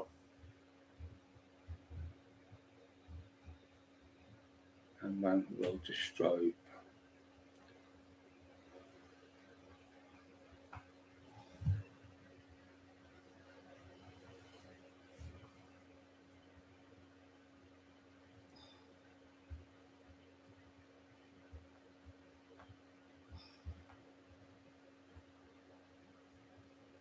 Carl Curtis, Josh Sheremo in the sticks. Yeah, so that's where everything is. So anyway, that was them type of fights you have them did, but nobody went to the place. So Dave Williams was a top fighter. So I'm on that.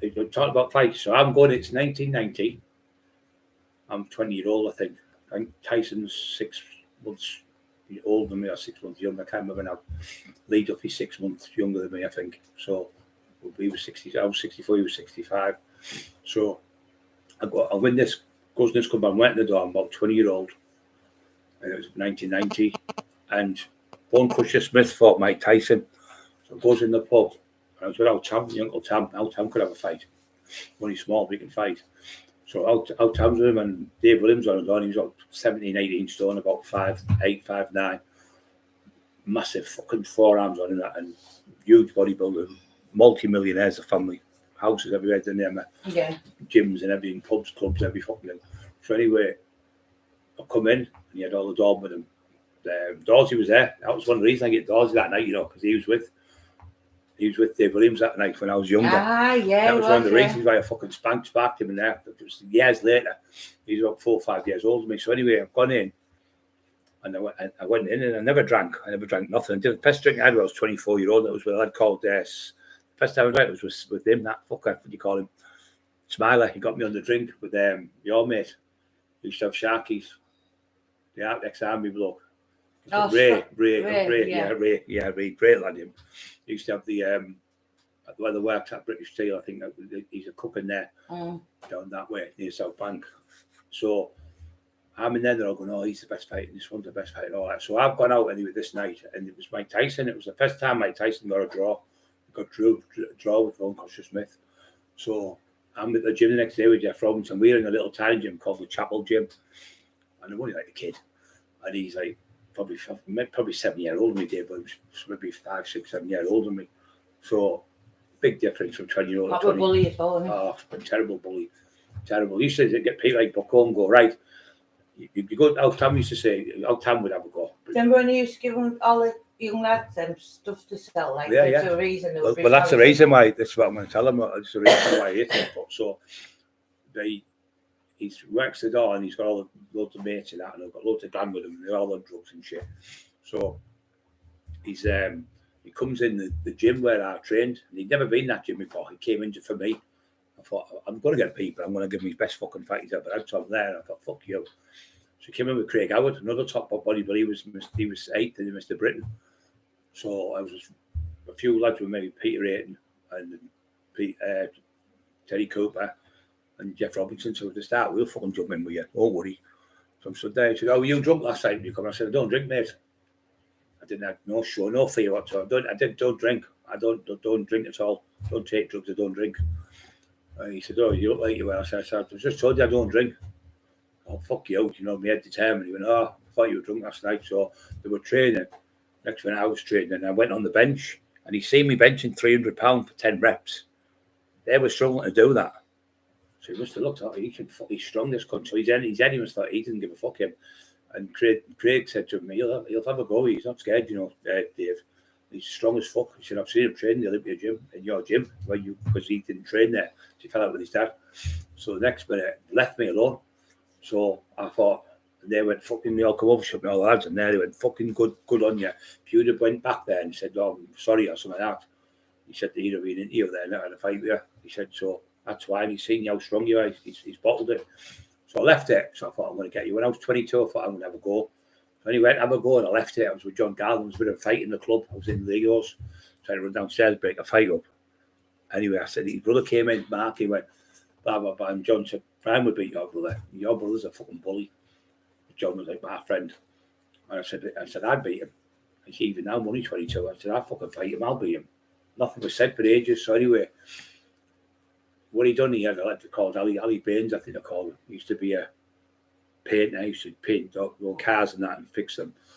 So Dave Williams gave him 200 ecstasy tablets, but they weren't ecstasy, they were fucking aspirins, and he's filed them down. So he gave him the 100 ecstasy. No, that was 200 ecstasy, sorry.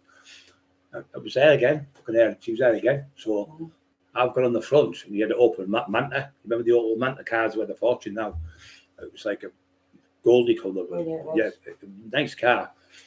And he had this last woman called Diane. It was my, I think he told my mate, his friend, used to go out with her, and she sacked him because he had more money. She was a horrible cunt. So anyway, this laddie he gave the 200 ecstasy, used to have a garage and used to spray the cars. So he went in and he went, "How's the car?" He said, "Oh yeah." He said, "Have you sold them?" He said, "David said, I've sold like 20. Everyone's complaining they're not proper things." But I've looked at them properly. You must have been had over, because when you look at them, they're aspirins. You can see they're aspirins. You can see the mark on them. And he went, "Listen, they're not fucking aspirins. Get them fucking sold." And he went, "I can't sell them. I can sell them. There's the money for the whatever he said, 20 or 30 or 40 we sold." He said, he said, "You've took them now. You're selling them." I can't tell him. Started crying. Anyway, he battered him, broke 3 or 4 of his ribs in front of his little kids. One was 9-year-old, one was 10-year-old, little girl, little boy. And the little kids were crying, "At you dirty bastard." So Chino phoned me, told me. I goes over, and I was in the Cosworth, and I pulled up on Emma's front. Dave Williams pulls up, and he was going to go and see somebody in Mali, I think it was, where Emma lived. So Craig Howard's on the front, and the Porsche he had, top range Porsche with Chino.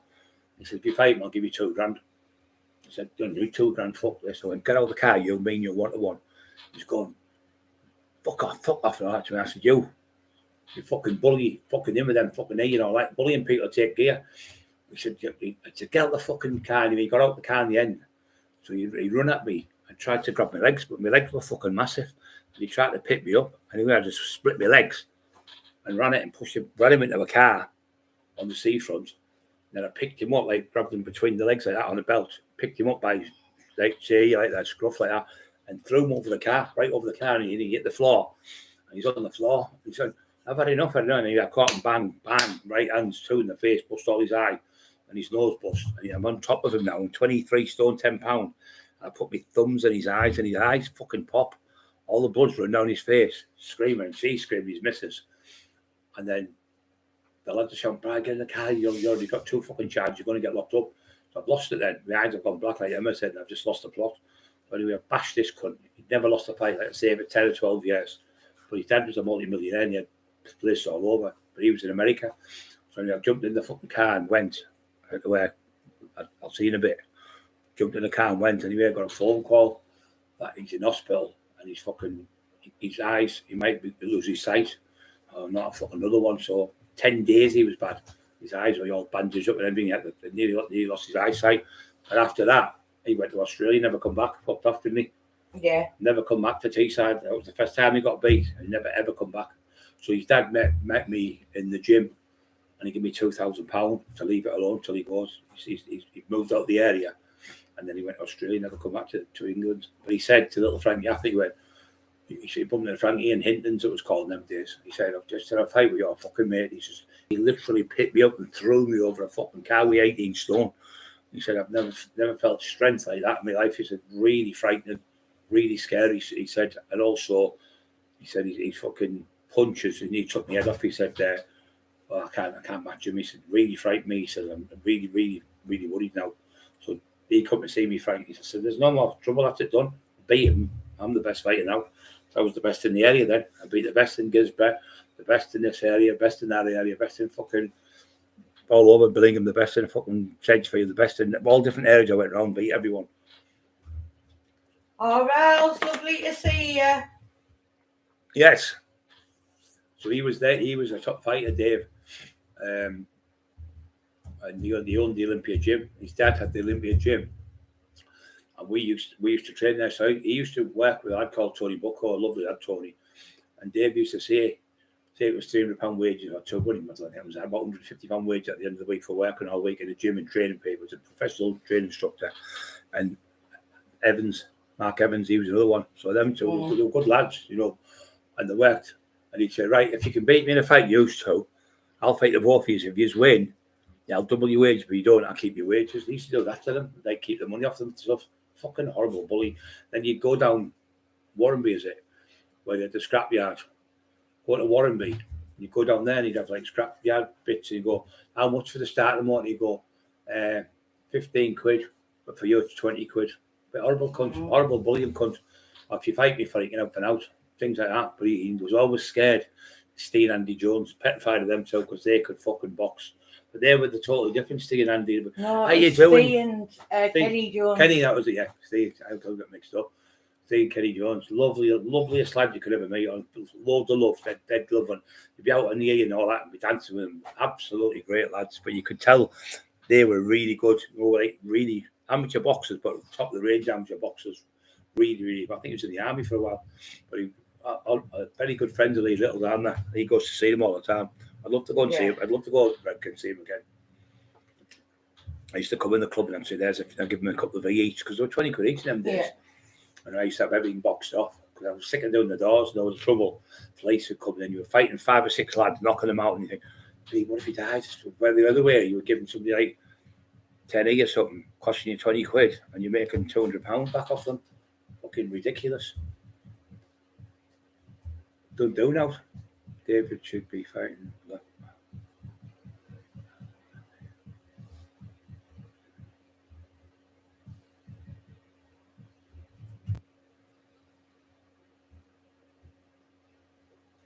I wouldn't have one now. Autistic man, you can't fucking drive. You can't go fast. Between the old days, we used to fucking drive like maniacs. So it was like fun.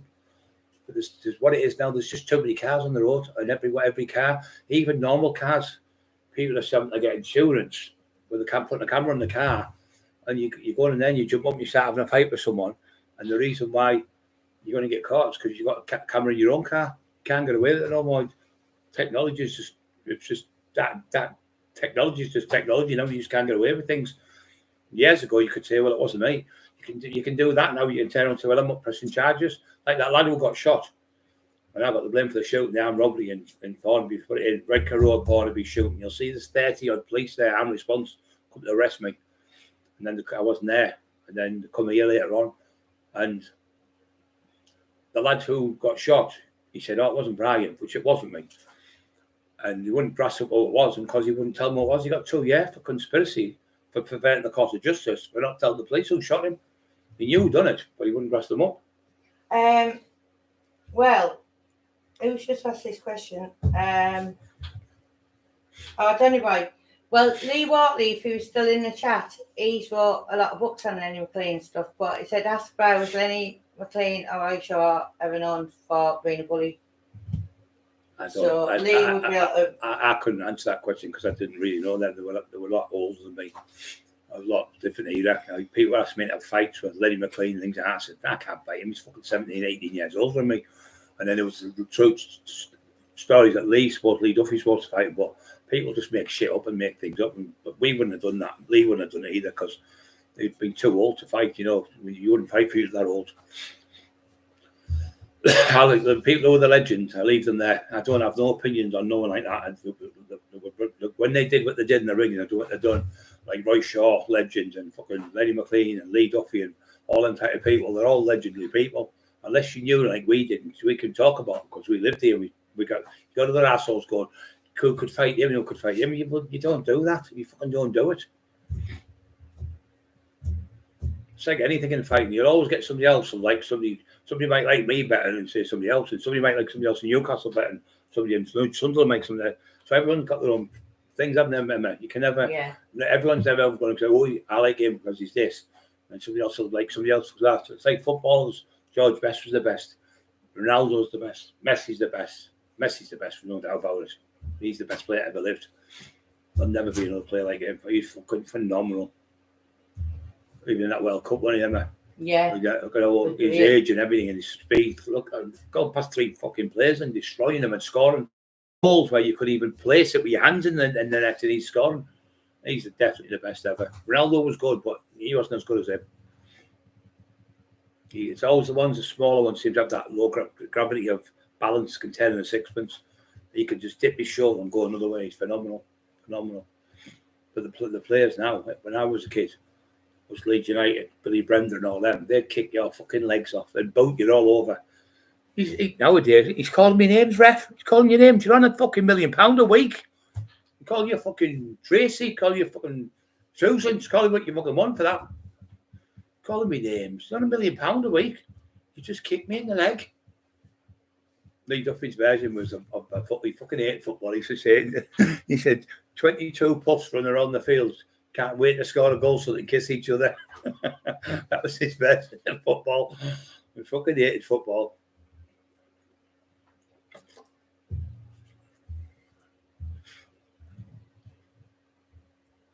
If you would like to support me, please. Yeah, so you've always got to have like tennis players and people like that one and people like that one. Everyone has this, and the thing is, if everyone had the same opinion, it'd be a boring world. Everyone has. Somebody said, "Oh, well, I think he would have beat you by, and he would have beat you." I said, "Yeah, Premier, that's your choice. That's your opinion. I respect your opinion, but I have my opinion about things, and you have your opinions, and it makes the world go round. We can't all have the same opinion because it'd be boring."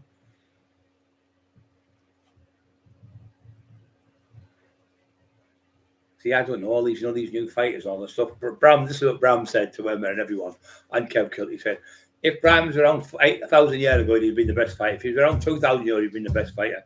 If he was around now, he'd still be the best fighter. No matter what era you put him in, he'd be the best fighter because he was born to fight. That's what was in him. It's in him. It's the same as Lee Duffy was, same as Viv Graham was. It's in them that you don't just come a top fighter for no reason. It's in you. You don't just fucking get it. You don't just go, "Oh, I'm going to be the best fighter." You've got it as a kid. And most of us, like me and Lee, I had asthma, like me and Lee Duffy, but so many comparisons. Same tattoo on my arm. Same fucking tattooist. Same year. Same place. 6 months apart. He was the best fighter in his area. I was the best fighter in my area. He was knocking people out for fun all over. I was knocking them out for fun. Mad as fuck the things, the comparisons between me and him. Both got bullied. I got bullied with 6 lads. He got bullied with 6 lads. Fucking mad. And my book was out ages ago. And Peter, because Lee's was written just before mine, but my book was out. And you read the book, just like comparison, the same type of things. It's mad. And he is big right hand. Mine was a big right hand. His favourite punch was big right hand. It's weird. Really weird. But he got bullied as well. He got terrible bullying. I got terrible bullied. I had a Scottish accent and I couldn't read and write properly. Because you're like the dummy of the class and they put you in a fucking. They used to say, "Right, Cockrell, how do you spell switch and turn?" You fucking hell, I haven't got a clue. So they put you on your chair, stand on a chair. I know in the class laughing at you. Then if you got the next one right, you had to stand on the fucking table.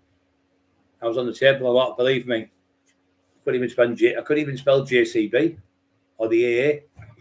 Fucking, and that's the worst thing, isn't it? Fucking dyslexia. How the fuck do you spell dyslexia?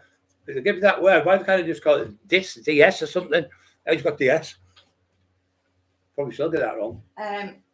Carl Walker said he's watching. We still can't get on. I couldn't find it there, Carl. You'll have to send me the full name of what the YouTube account is, and then I'll have to put in the URL. I need to know. And Carl said, he said, well, big fella, big man, he calls me. You don't get a name like yours all the way over to Ireland, all over the places, all around the world, like a household name, if you didn't do what you did. If you were made up stories and bullshit like that, people would be onto you. This is just jealous fuckers make shit up. They can't handle the jealousy in it. Yeah. A lot of people are jealous. So with me, I just tell the truth. Somebody might be the better fighter in one area, and somebody might be better. I'll just tell the truth, but I don't call people. Lee Walker said, many call certain people bullies. I believe it's massively subjective. He said, they're more verbal bullies doing more long-term damage. Yeah, you're right. Yeah. Trolls are the worst. Like you said, Lee, they sit behind a fucking computer, shouting their mouth off. You bump into them in the street, it wouldn't say fucking boo. Wouldn't say, but it wasn't me. It was my son had the computer last night. They blame other people. They've got no bottle at all. That's why they do it. They're like little weedy. When you look at them and all, they're always. If you put them in a room, 1,000 of them, the whole 1,000 look the same, don't they? Yeah. Not with that horrible face. You know what? Ralph is just a lovely lad. He's just so chilled in that, right? And he's only ever coming and ever giving you like comments or talk, ask you questions about bodybuilding or whatever. And that certain someone used to constantly block him. And even though he had a spanner and I knew we weren't getting enough numbers, you know. I knew. I'm so glad he's back. Because you're I'm glad. And Ram Raider was another one. Ram Raider he got blocked in. Ram Raider said, I'm so glad to be back. Thank you for letting us come back. I felt sorry for him this morning. Text me on the thing, the panel. And he said, Ram Raider, he said, I'm glad I'm back with you guys. It was like, you think he'd won the fucking lottery or something? Just to be in the comments and that. Yeah, horrible. Anything. See, I don't know about computers. And I knew he was a Roman. I knew from day one. I just knew he was all that screaming and shouting. I said, everybody's getting on my fucking nerves, screaming and shouting. He loves you, though, she said. But I just knew there was something sinister about him. I just knew. When they scream and shout and all that, all top fighters, you never hear top fighters scream and shout. Just talk normal. Like, well, when I say him, I'll sort it out. We'll meet. Okay, yeah. Do you want to meet me? Yeah. Okay, meet at Redcare, 2 o'clock. Okay, no problem. And then go have a fight, knock them out, wake them up, put them in the car, take them home, and it was done and dusted. That's how we used to do it. All this shit about he's raped him and he's nunced him and he's done this, and that's fucking all shit. It proves how much it's hurting them because they're never off our channel talking shite. Your channel's garbage. Well, why are you on it every single day then?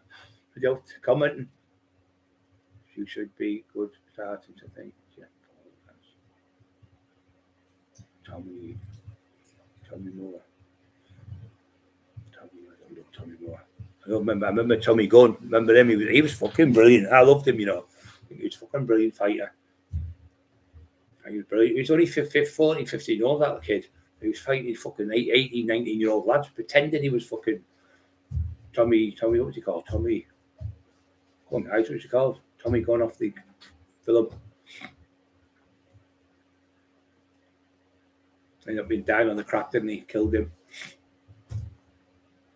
Tommy Morrison, that was it. Tommy Morrison. His left hook was as good as anyone's I've ever seen. He was destroying people in fights, absolutely destroying them, and then the drugs got him.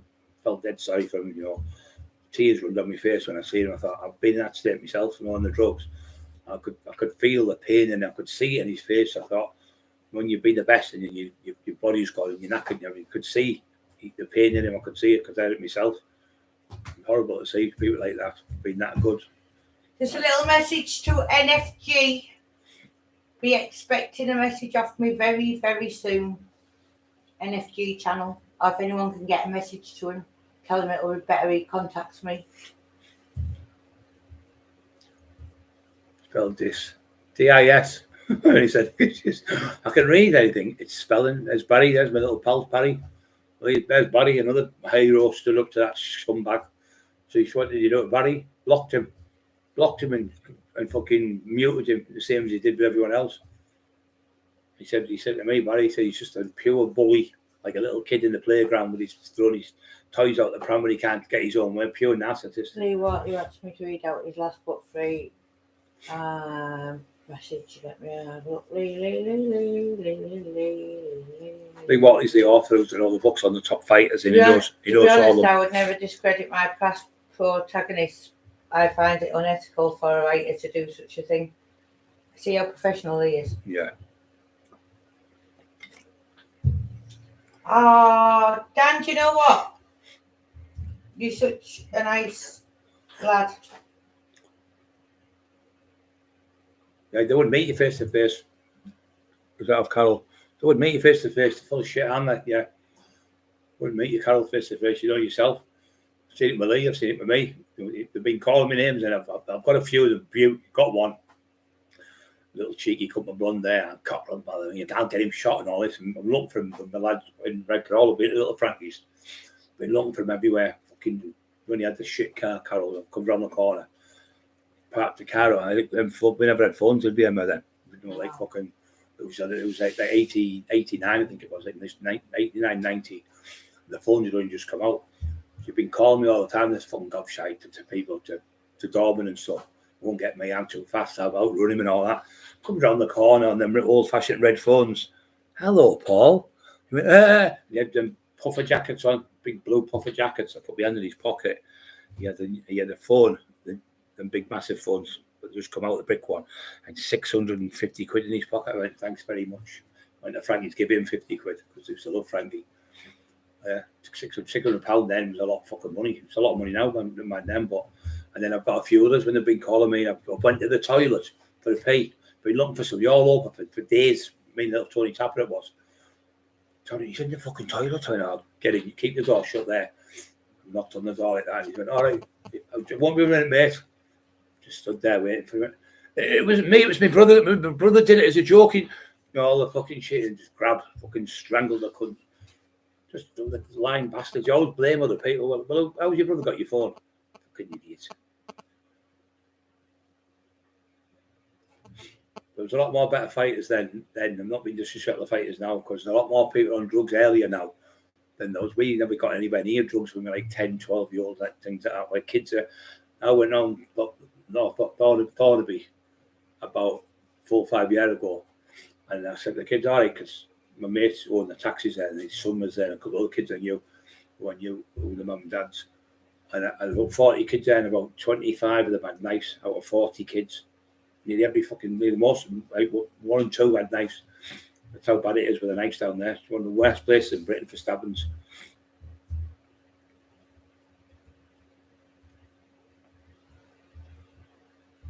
Freedom. Have you seen Little Don lately? Jab, stab. Right, Donny, etc. I've done off. Etc. King and I, yeah. Neil Brennan was a great actor. 70 thumbs up. Oh, guys, we need to get the 100. Bit slow tonight. Come on. Push the like buttons. Lee Watley, push the like buttons. Which is a thumbs up, that means 145, 71, 72, 73. Come on. It'll give me 73. It'll give me 73. 73 going once. Well, give me 74. Come on. Got 74 in the house. Oh, thank Come on, you, 74, 74. Jeffrey Ainsworth, and thank you, Carl Walker. Cheers, Cal. Thank you, John Waters.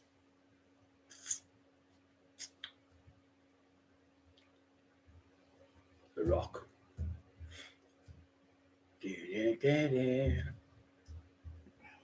Phone away.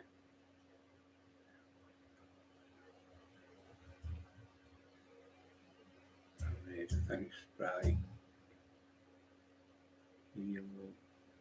Interesting, just had a major operation. Oh, you're all right, Ron Raider. Make sure you get plenty of rest, plenty of water, plenty of food in you, and mainly plenty of rest. But drink plenty of water when you for your injuries, because you're dehydrating your body when you're healing. So you need loads of water to help heal the injury.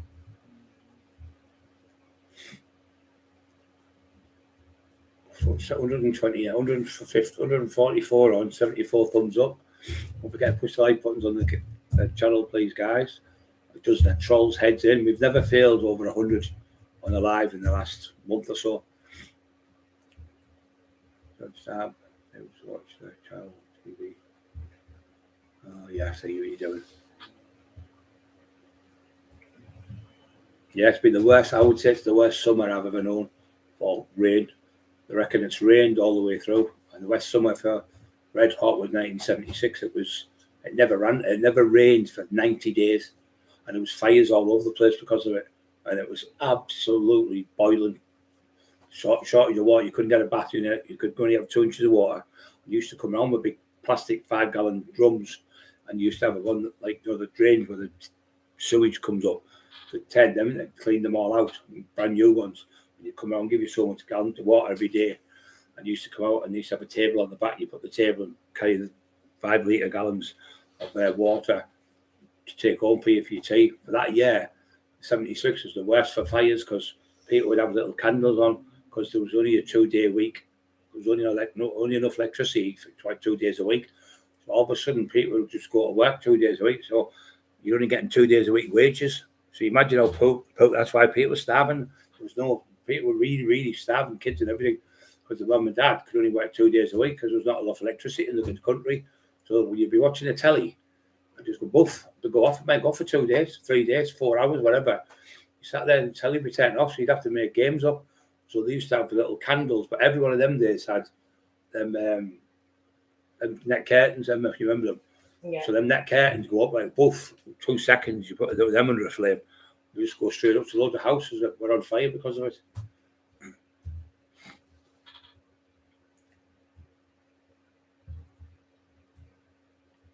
Right, so Carl, comment for me, they're the best lives, less hectic and more relaxed, yeah, they are, what they said. Yeah. Let me have a look, see if I can find Carl.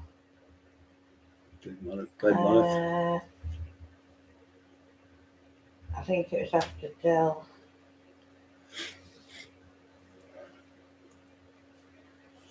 Freedom. Will you have a look, see if you can see Carl's name? I think he's commented just after you and Dell, but I can't find.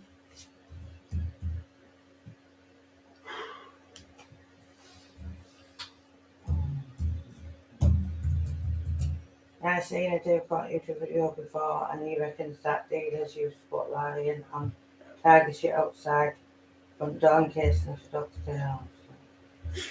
Night job, I'm bright. Night, Donny. Night, Donny, son. We lovely walk, really walk. The brick phone, them brick phone, Glenn, were fucking brilliant. 2 things. You could hit the fuckers with a phone, knock the fuckers out with it, like a weapon. And you could talk to fucking someone. You could talk to someone on the fucking moon if they were on the moon. They were that good, the signal. They're better than the ones now. And you know this, about you know this. You know, in the 80s come out. So they had the phone, you used to get them, the special ones. Can you get us a look at this? I've gone all dizzy. Yeah. So upstairs on the bed, I think. I've gone proper dizzy again. No, they're not. No, they're not in the face. Definitely got a cold. He's been blocked, he said. He's done that fucking Irish prick. No disrespect to any other Irish. The fucking scumbag screaming, you're bacon, you're black, you're this, you're that, all the same shit every day comes on. All of made up stories, shite, absolute garbage. He's offered about 200, 300 people out and never had a fight with anyone. You don't offer them, you just go and see them and find where they live and knock on the fucking door and say, then get on the back now, me and you in the field. 6 o'clock, 7 o'clock in the morning, no cop was about. And you go like a couple of years ago. I went with Lee Duffy, I had trouble. That lad I knocked out in the pub. I hit him when it was like the doorman. I knocked 6 or 7 doormen out, and then he hit him. He was like a off-duty doorman, but he was being clever. He said, "Oh, you hit me on the slide." So Chino now said, "I hit me on the slide." So I went round. Me and Lee went round. It was just off the Cockrell road, just before you go to Darlington. Craigleton Lane, turned left there near Chino's, where the shop is the Chinese on the corner, and the hairdressers. You went left there, left again, then right. Knocked on his door, and went out on the front 1-1. And I fucking pulverised him and hit him once. Yeah, I never said it, he did. Gobshite. Paraffin heater. We used to have paraffin heaters when I lived in the cottage, when we only had we never had no electric all we had is mantles. You know the old mantles you got, where you light them a gas, colour gas. The old fashioned. The cottage was over 500 year old. The old Eiger, as they call it, I think, fire, where you'd have the black fire. And we used to get out water. You had to heat the water. Then we had to go outside. We had to get sticks and wood, cut it up for our mum, bring it in buckets, and she'd put the wood on the fire. She'd cook off the fire. You get your dinner off there. We never had a cooker in the kitchen. It was in the old-fashioned fires from the Victorian days. So we had that. Ryan, where are they? What? There's only like 4 of them. They're in the top. You sure they're not on the side? Not on the side, not on the top. I only opened it. They might be in the drawer then. So it's really bad.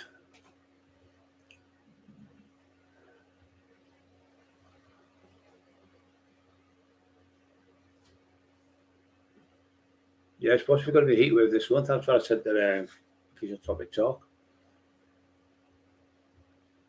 Yeah, get well soon, Carol's right. You've got to look after yourself, mate. You can't. And make sure you get that food in your pool, Carol. She came up with him. We couldn't. We were bad, me and Emma. We had no food and out. I couldn't get out of the shop. Emma couldn't get out. She was bad. I got a knock on the door. Carol went up. Left yourself. So she had about £150 of food on the door. We were like, both of us tears in our eyes, because we were really bad. But the joy of Carol dropping us a meat off. Remember that night? Yeah. God bless her. And she bought me flowers and everything, like smellies and all that. We both had tears in our eyes. We were really down, depressed with that COVID made you bad, didn't it? Made you so mentally, physically, mentally ill, didn't it? We go, oh, look, she's got a steak and meat and this, that, and the other. Yeah, it was good, that. We got it at the wedding. We were on the wedding day, didn't we? Yeah. And then we went to the hotel, and I couldn't get downstairs in the hotel. Couldn't get in the back and out. Oh, so my legs are going. I can't walk. Remember, we were in bed all through the honeymoon in the bedroom. In bed, not doing anything, just looking out the window, freezing. And like shaking like that, both of us, and right on the seafront, the hotel on the seafront. We were there for a week.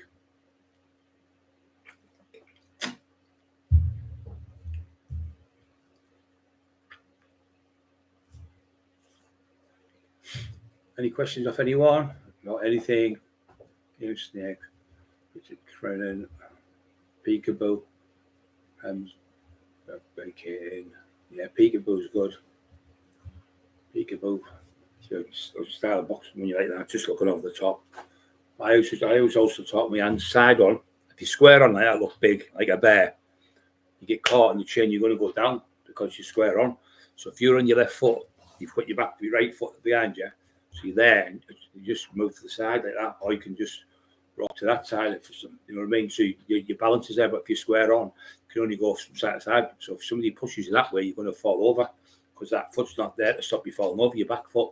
So you've got to have your feet like that placed, one there and one there. So you go back on the foot. But if you're like that, and somebody pushed you like that with your finger, you're going to fall over because you've got no balance. That's the most important thing in boxing, with your feet movement. And your movement, how you can move across, how you glide across the floor type of thing. You get these big massive things, just side step like that, let them throw the punch, and then you'll go like that to throw right, and they think you're throwing the right, then they'll move over in and you go bang, right in the left hook. That right hand where I used to throw a right uppercut.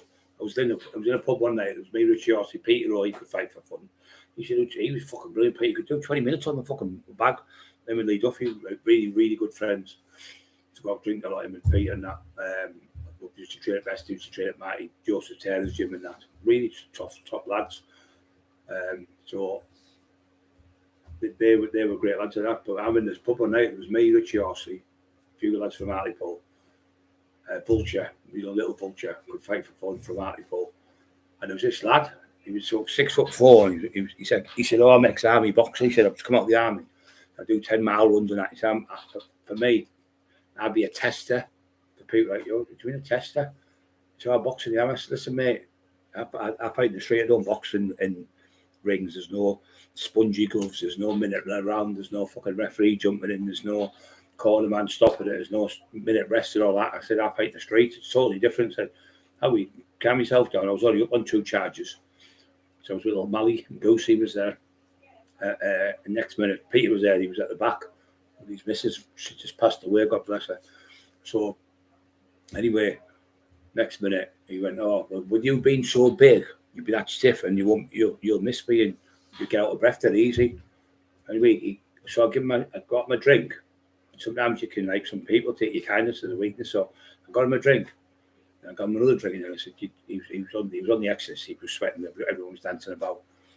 I give him I give him a knee. I got half of it and said, here, do you want half one of them? And he said, yes, I had that with him. About 20 minutes later, he's like jumping out saying, I know I could beat you, you're too slow. So I went, bam, hit him, this right uppercut, right on the fucking chin there, and just knocked him clean out. He's laid on the floor, sparked.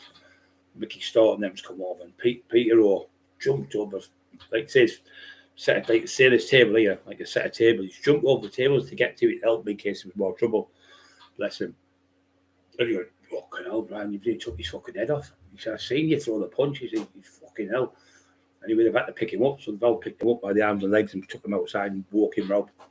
He said, anyway, about 10 minutes later, he's woke up and he said, can I just say sorry to him? So he's come back in and he said, look, I'm sorry about that. He said, obviously, I made a big mistake. He said, I just want to say sorry. I said, yeah, okay. Then he shook my hand. He was all right. But he said, I got the biggest rush. I said, so was that fast enough for you? He went, oh, yeah, well and truly. So Peter went, well, as long as you've made friends and shook hands and that, you're all right now. So, yeah, it was okay. But you get people, oh, you hit me on the sly. You hit me when I wasn't looking. Well, if somebody does that to you and you don't look, and go back and have another fight then. It's all shite. You make that up because you got beat. That's the only good thing about Esther. He said, I had to go with Brian. He said, he headbutted me twice, destroyed me. And I was the same. He said, he destroyed me. I had no chance against him. He's just too strong. He never fucking went wrong. So, no, he hit me on the sly or he fucking jumped me with loads of lads or I was drunk. He never said nothing like that. He just lost the fight and he was okay about it. You get these idiots saying, oh, he had loads of lads with him. They all kicked me on the floor and all the fucking shit.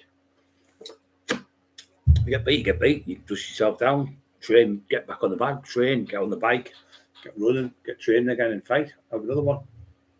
10 bob and gas. You know, but we didn't have that type of gas, mate. We had Cala gas. So it's a big bottle like that. You get in caravans. So we lived in this cottage. I'm going to get some pictures and I'll show you. So I'm telling you now, you wouldn't be able to survive there. So there was a farmer's fields all over. There was some cattle. So at the back they used to have the potatoes, and then on the other side they used to have turnips, cattle turnips, and I used to dig them up, fucking freeze them, digging them up, and we'd use them for food. And we had no food, and my mum used to cook off the old cooker, and we lived in there. She used to cook pies and everything. She learned how to do it and everything. She was really good doing it. We lived in there, and we used to have an outdoor toilet, and when you had to do your stuff in the toilet, my dad had to carry the toilet and like a portable one, like, and take it down the bottom of the garden, dig up a hole, and then shut all the poo and all the stuff in, and then fill it in. So it was like fucking living back in the Victorian days. So there was water we had. There was no hot water unless you had the pipes, and they used to scare you because the pipes just go boom, boom, boom, boom, boom, boom, boom, like knocking like mad on the wall, and you'd be scared as a kid in the house. And it was in the middle of nowhere. It was pitch black, little cottage, 2 bedrooms, a kitchen and a living room. So we all lived in there. It was more like the kitchen was at the bottom, but the one where the fire was, where we cooked the food, we all stayed in there in the winter time. They were like all in the same room, fucking freezing it was. And we used to, all we had was a radio, and my dad got a telly. And he got this little portable telly. It was only fucking tiny. And he used to go up to Middlesbrough, and he used to get the battery charged up with my uncle, leave it overnight to get the next day, and it would last about 4, 5, 6 hours, the battery, and we'd be able to watch a film on a Saturday or a Sunday. We used to get the bus at the bottom of the lane on the A19, the garage is at the bottom. There's a garage right at the bottom, there's where you can eat food and that on the A19. And he used to go in that garage there as well and charge it up, to charge the battery up, and we used to get to watch the telly. But all we had as kids is a radio in the house. That's all we had. Didn't have fuck all. We had to live in there. 4 years we lived in that cottage. Fucking freezing it was. having to eat raw tatties and things like that. Terrible. Sometimes you couldn't get the wood for the before the winter. We were all wet, so you couldn't do it. But that was terrible.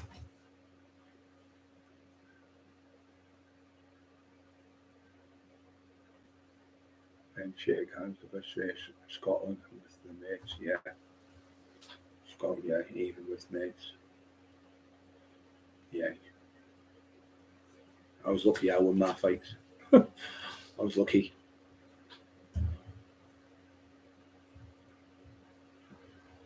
Yeah, some of the people I had fights with ended up being best friends over the years.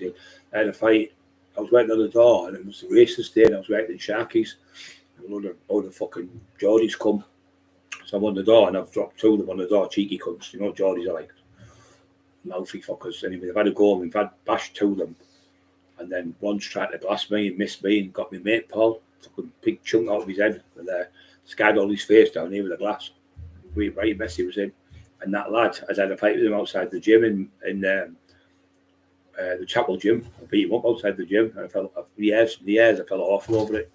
So I had a fight with him, beat him, and then later on he ended up staying me get glass. He got glass instead of me. Paul, good lad from Redcar.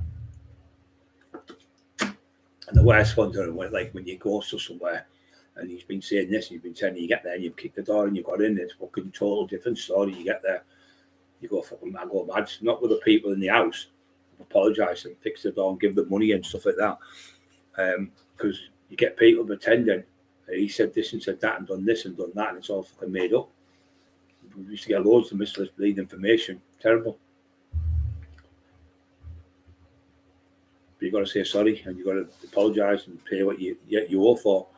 But sometimes you get it wrong. Tommy 471, Tom, Sarah, and Catrick.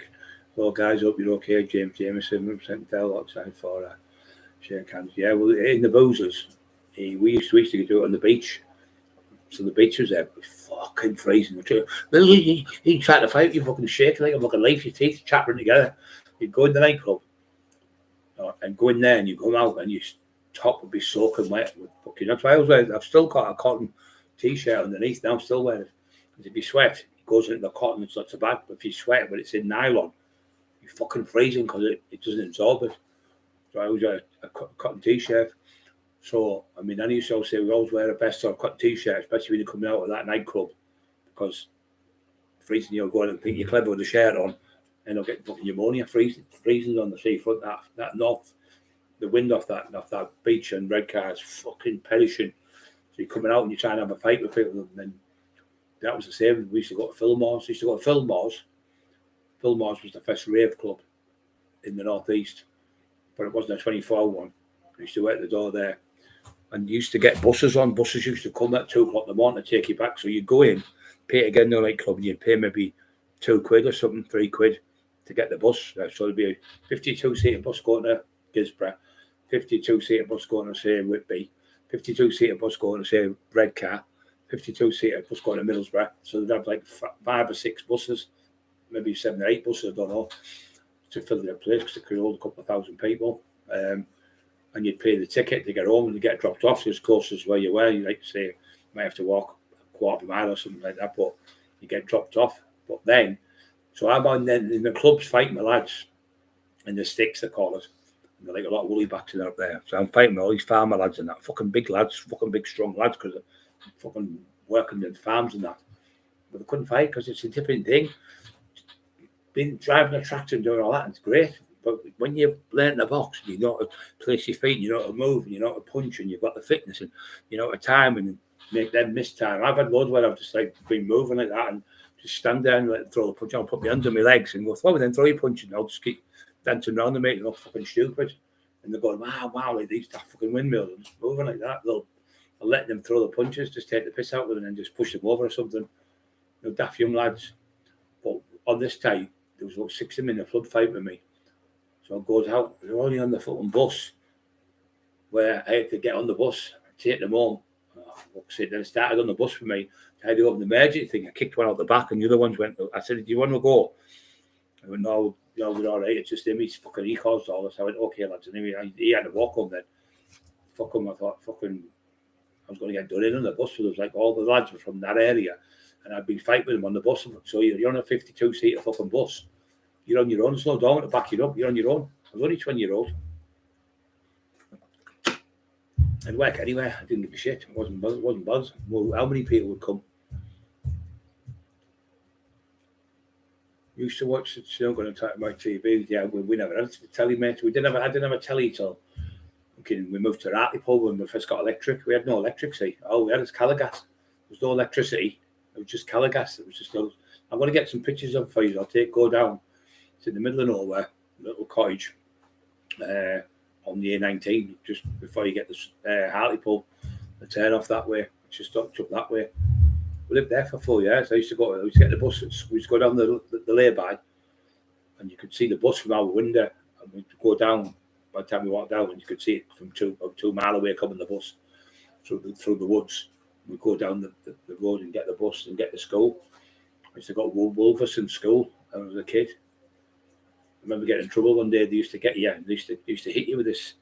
I was about 5, I think 6, maybe 7. So they used to hit you with it was like a piece of leather with a little tail, like cat and nine tails. It was like, and then you go and you stand, and there was the headmaster's office was there.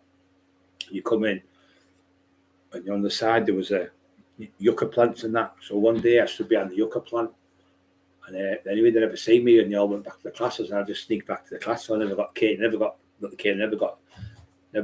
with the belt that day, with that leather belt thing.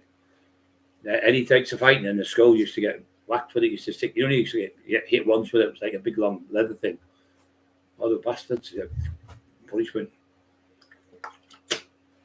And then you do in some schools, and the dads would come out and knock them out. Like you'd see the teacher getting sparked in the playground. You're my son, you know what it was, bang, fuck off. You'd see him get knocked out. Everyone would be like that, in the schools, laughing at the teacher. What could possibly go wrong? Strain I must made.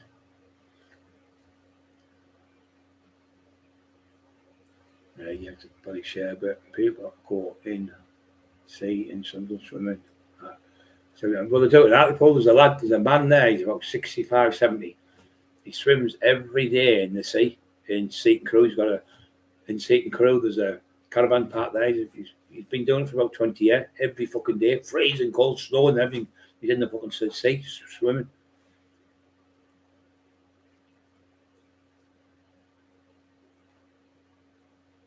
Blackpool, but carnage in Blackpool's Glasgow Fair.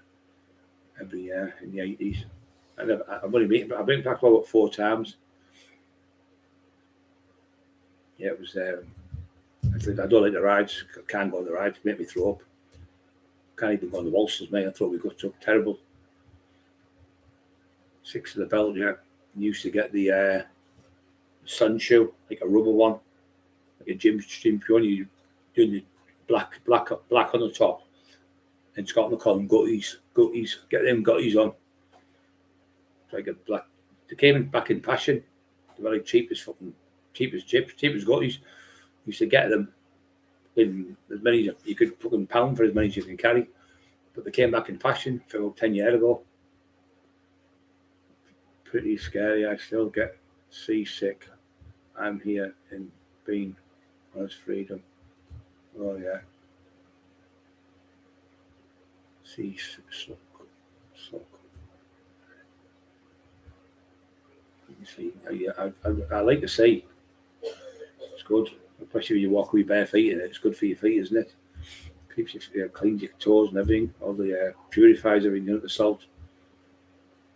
The dogs used to love Scrappy and Charlie when Charlie was alive. When Scrappy was alive, they used to love going in the water. Charlie was the boss of Scrappy. But Scrappy was fucking 10.5 stone. Charlie was about fucking, wasn't even as big as Eli. He was about 50, 60 pounds in weight. And he was a little boxer. And he was the boss of Scrappy. He was the boss of Scrappy. And Scrappy's a lovely dog he was. I miss him every day. I get up there, Scraps. I'm getting half awake. Go Scraps, because I used to touch the bed. He'd go like that, push me out with his head. Get on the bed with us. He'd jump on the bed and give me a cuddle and everything. You miss him. been gone now a year. It's been gone just over a year now. It's in November. Yeah, November. He's been gone a year, and he's coming up. Yeah. Rough then. Yeah, it was rough. It was rough in Glasgow in the Gobble days. Was really rough. What they started doing is they started giving them for every inch. I think they had a blade. They've got, say, 10-inch blade. They give them 10 years in jail. So it still fucking stopped them doing it. But it's the first thing they say in Scotland, cut your fucking head off. They're always on about chopping people up now. They're fucking mad. Cut your fucking head on. Truth 2. I bought Brian's book offline.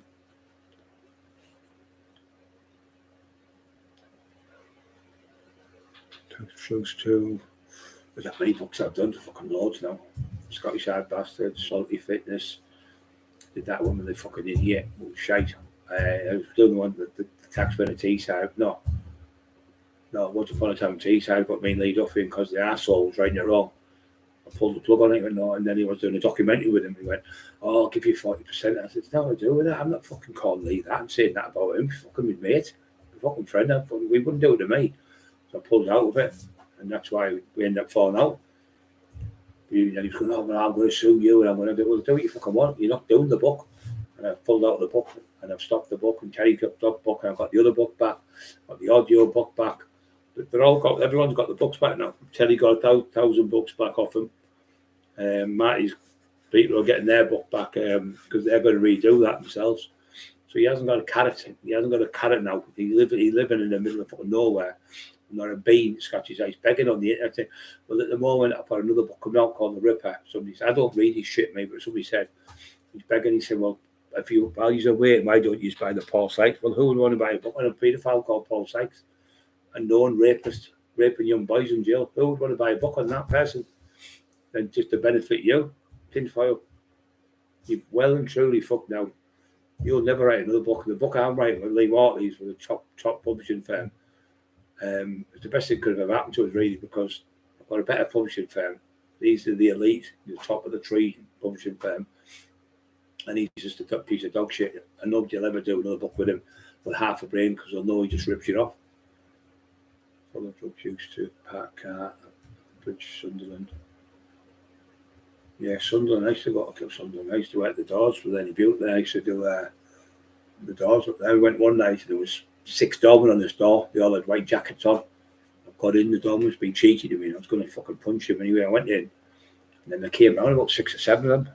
And I went, and he went, oh, they're going to have a go at these fuckers. I said, no, you stand back. Watch this. With Pecker's with me. Ernie. I said, you just keep behind me back, Ernie. I said, I'll knock the fucking lot about you.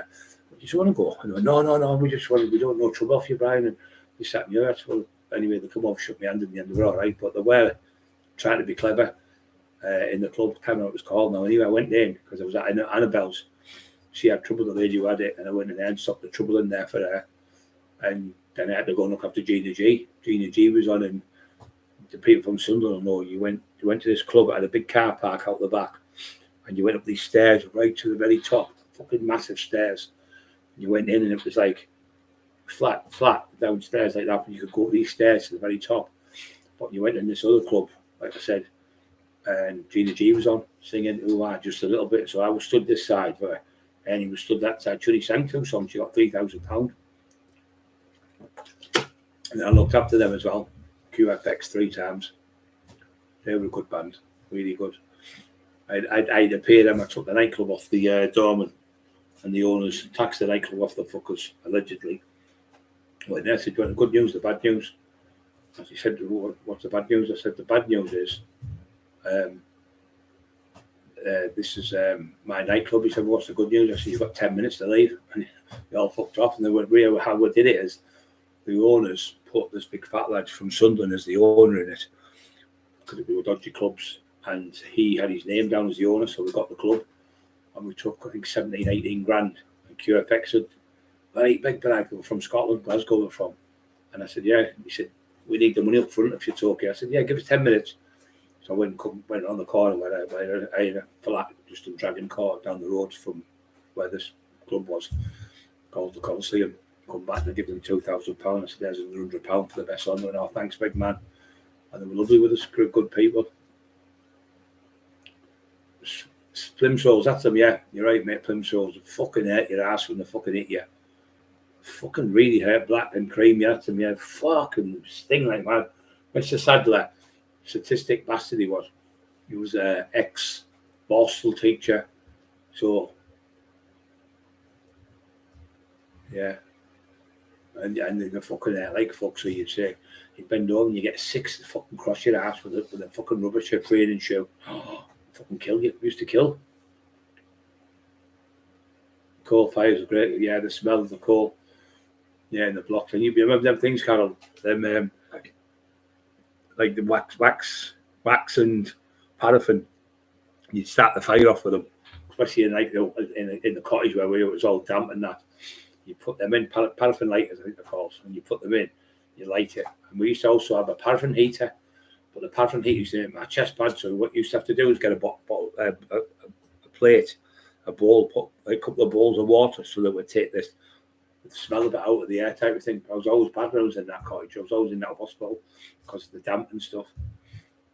Yeah, we used to what we used to do, we used to live, there was coal at the top because there used to be the works where the smell of the metal. So there was a proper coke. It was coke, we call it, the proper really expensive stuff. We used to go up on the night for our mum and get a bucket, like not tin bucket, like plastic ones, and go in the railway lines and pinch the coal off the railway lines. They all fall off the big coal trucks, the train ones. We come down and brilliant, son, brilliant. That'll do us for 2 days, that. So we do that. And then what we used to do, we used to get coal off the beach. So you go on the beach and you'd scrape the coal with it, because the coal would like just land on the surface on the top. And you'd scrape it with a rake. It was flat, not a rake like that. It was like a flat one. So you'd scrape it in like that and you'd fill it up. And we used to get these sandbags. We used to have 4 of them, and we put them on the bike. And then it was a nightmare because it was getting there was all right, but getting up the fucking bank with the sandbags, it was only little sandbags, but they were still lasted a couple of days with my mum. But the only thing is with sea coal, we used to get, them mussels, I think they're called them big long ones, not mussels, them where they're like a shell, they're dead long. They would go in the fire, and you'd have to have a guard because they'd come out, like fucking shrapnel, would just put you in the face, like pieces of shell would come flying out of the fire.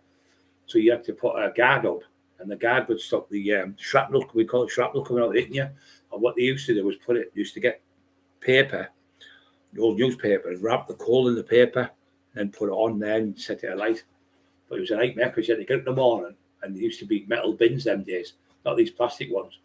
And you used to go out, and the first thing you do is up in the morning, you go in, you put the paper down, you get it all out, you get like a bucket, a metal one, and you'd put all the ash into it.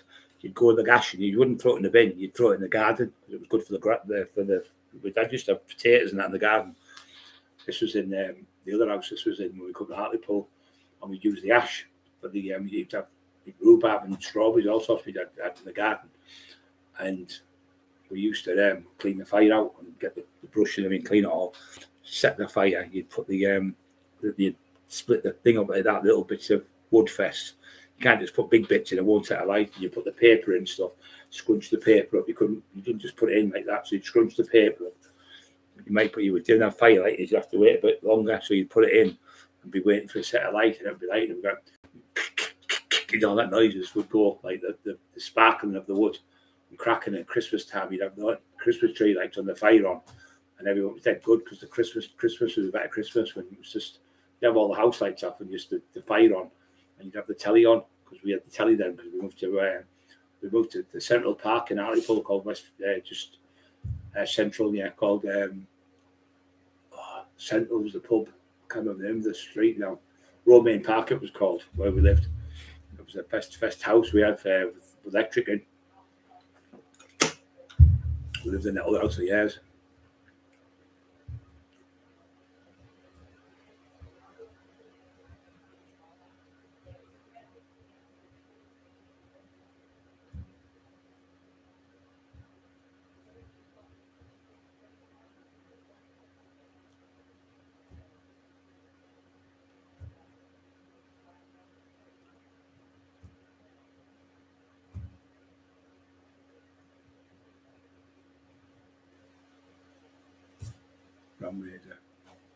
Venue was the local. Was that the venue, mate? Yeah.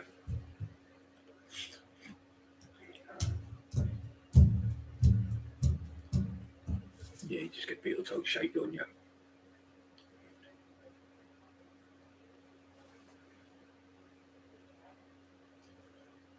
We don't talk about Irish fucking bull on here. He's a fucking piece of dog shit. Absolute crank. Just take him off if he's talking shit. That's Brian, can't remember what they were called with the smell of them. Yeah, firelighters, I think, were in the Carol. Firelighters, I think. Like wax, when they're like a paraffin. In paraffin, there's like a wax. You break them up like that in your hands and put them on a fire. Yeah, they used to smell like a weird, like a paraffin, I think. They used to get bags of wood as well, didn't you? And you used to get the wood and you'd split it with like a knife, like a biggish knife. Split it, the wood, so it was like thin, so it would burn and set the burn down like a ribs. So yeah, they do all that, don't they? Burn them down, mate, so they keep the fucking get the money off them.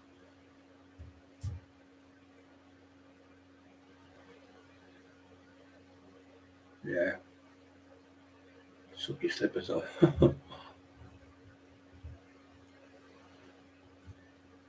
Yeah, they were a nightmare because sometimes you had to clean. Sometimes your chimney set alight, the whole chimney be alight, especially in them old ones. You had to clean your chimney out.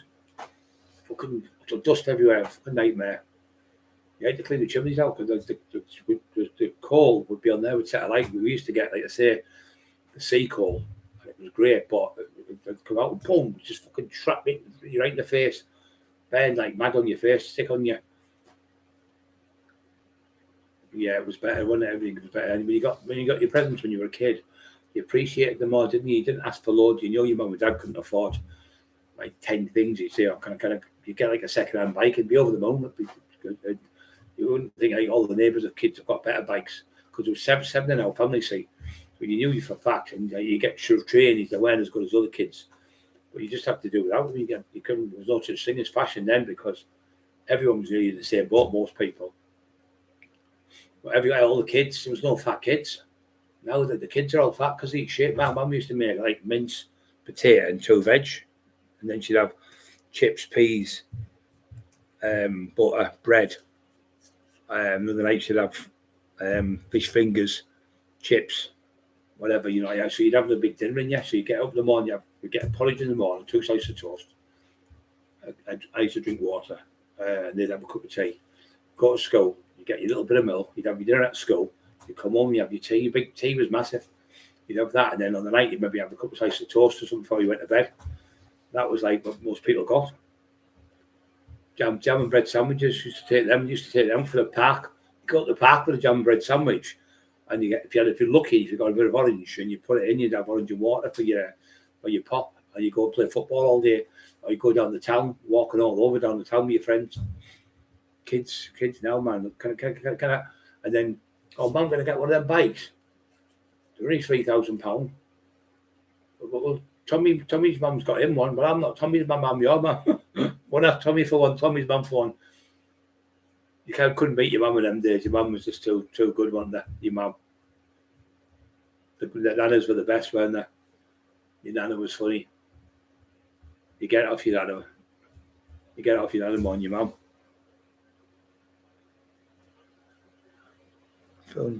Yeah, that's exactly where they were. Son, get Carter was the place where the coal things in, and that's up there, Blackhall way, and it falls in the thing. You get shot at the end, on the beach. Well, we used to get that coal because what they used to do is the sea coal lads. They used to get it off the beach. Used to get £10 a ton, and they would sell it then to steelworks. They'd probably get £20 a ton. Loads of people, Wilkies and all them, all became millionaires. The Jacksons and all that became millionaires for the coal. So they'd have lads on the beach. You'd like get your lorry. You'd be like four lads on a lorry, and you get £10 a ton. So you give them like £1 each. The lad who owned the truck would get £6 a ton, and he paid the lads wages. My dad used to go home with some £600 a week wages, unbelievable wages in them days. But loads of lads, like I say, end up fucking being millionaires, so them coal. And what they used to do was sell it to British Steel, and they would use it then for the furnaces to heat up the metal up and melt the metal, and that's how they used to make the money.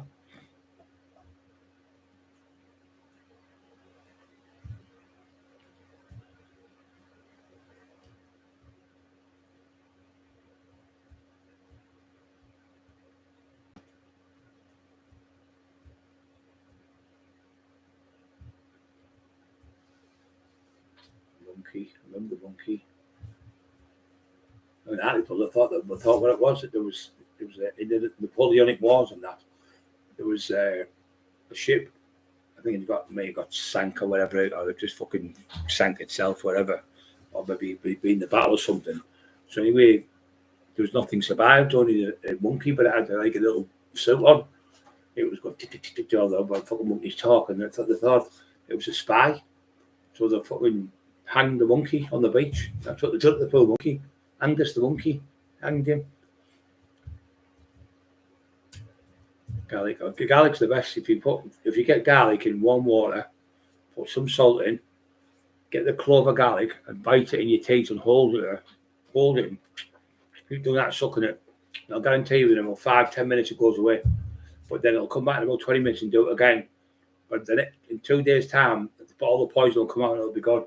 Because garlic is a natural antibiotic and it works straight away, where the tablets you get off a doctor take 3 or 4 days to get in your system, and it takes you fucking 2 or 3 days to get an appointment. So garlic, cloves, suck them. Not the garlic oil. The cloves are the best because you can keep in your teeth and suck it. Everyone I've 33,000 people have tried it on here, and nearly every single one have got results. But the salt purifies it. Another good thing is vinegar. Vinegar's good as well, putting in.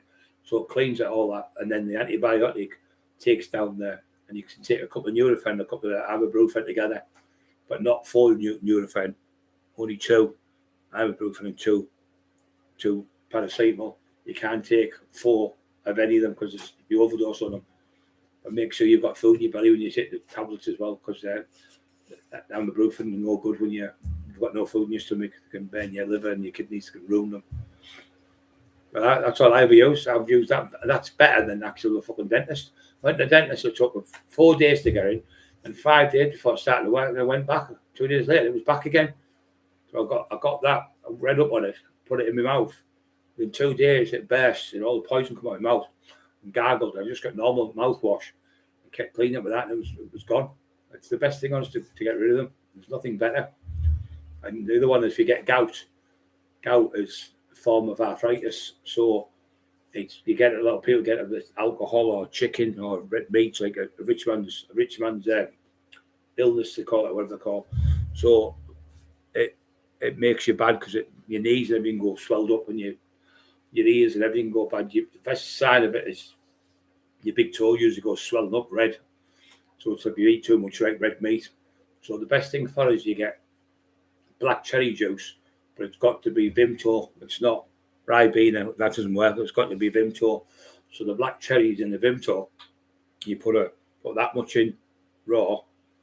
You put about that much in water, so about 250, about that much water, that much black cherry juice. Put it in together, and 2 tablespoons of bicarbonated soda. Drink that, and within about 20 minutes, it'll just subside. It goes away. My mate Pico, he had it. He said, I can't go. You're supposed to go somewhere to open a bar and red car. And you went today, went, can't get there, big fella. He said, I can't walk around. My legs are gone and everything. So I've got gout.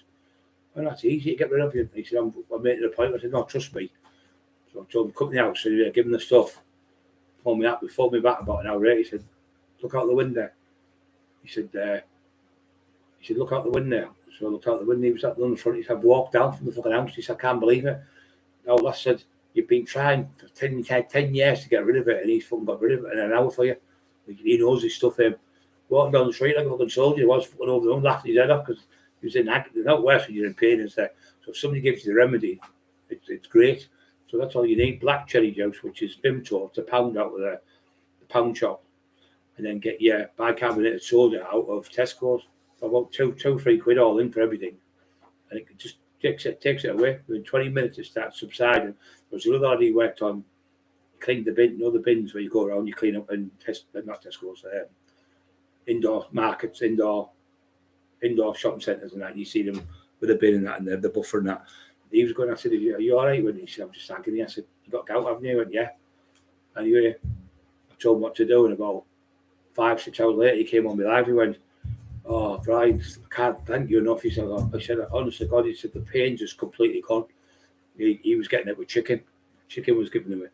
And then Miller had it, his mate had it, and he's given it to his mate. He said he's done the same. He was getting it with wine. Wine used to give him it. But it's just a form of arthritis. Eucydic acid, I think it's called. What you build up, but it's just what that does. It just breaks it up, makes your blood back to normal.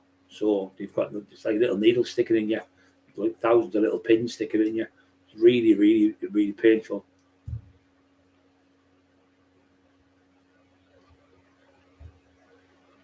Only from Judge Pond.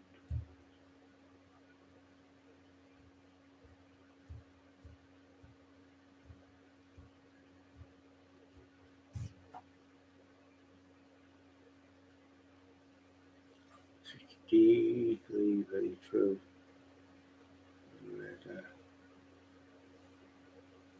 Right, guys, I think I'm going to shout. We're just under 100. 3 more people. Push the like buttons, and we're up to 100.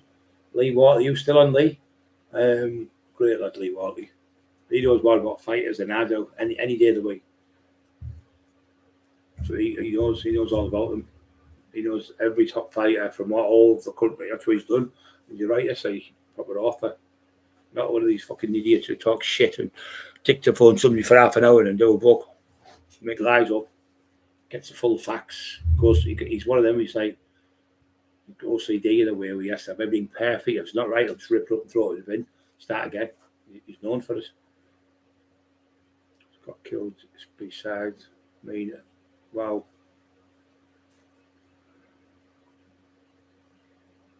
Berry Hill. Back in red car. Oh, no, Tyson, Berry Hill. The field, that field. Yeah, there was a field in red car. It was on just off. I can't recall it now. Where on the left hand side there's a caravan park. There's quite a few caravan parks in red car. Warrenby, there's one down there, and then there's one in the middle. And then there's one near the shores where the shores used to be. They've got rid of all the shores now. They used to have like the court and ball was there, and then you had all the shores there. And everyone used to go in the summer. All the donkeys and that used to be. And there used to be motorbikes riding on there and everything. It used to be my mate. I can't be fucking name now. He has all the shows, and he has all the swings what you on the seafront. I mean, not Jeff. Seen the other month. Top of the range car, multi-millionaire. He's had half a red car seafront. Nobles, they own the arcades. Right, guys, I'm going to shoot, and thanks very much for listening to us. See you all soon. Have a great day tomorrow. I'm a bit tired now. Can't get this to work. And we just do something like that, mess it about, and it's done 2 seconds. Can't do it. Fucking thing. Got it. Yes, I think I've got it. No. Yeah.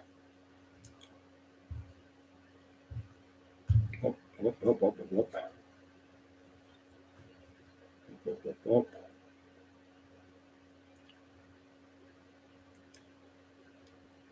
Three, come on. Sam, so where the fuck is it?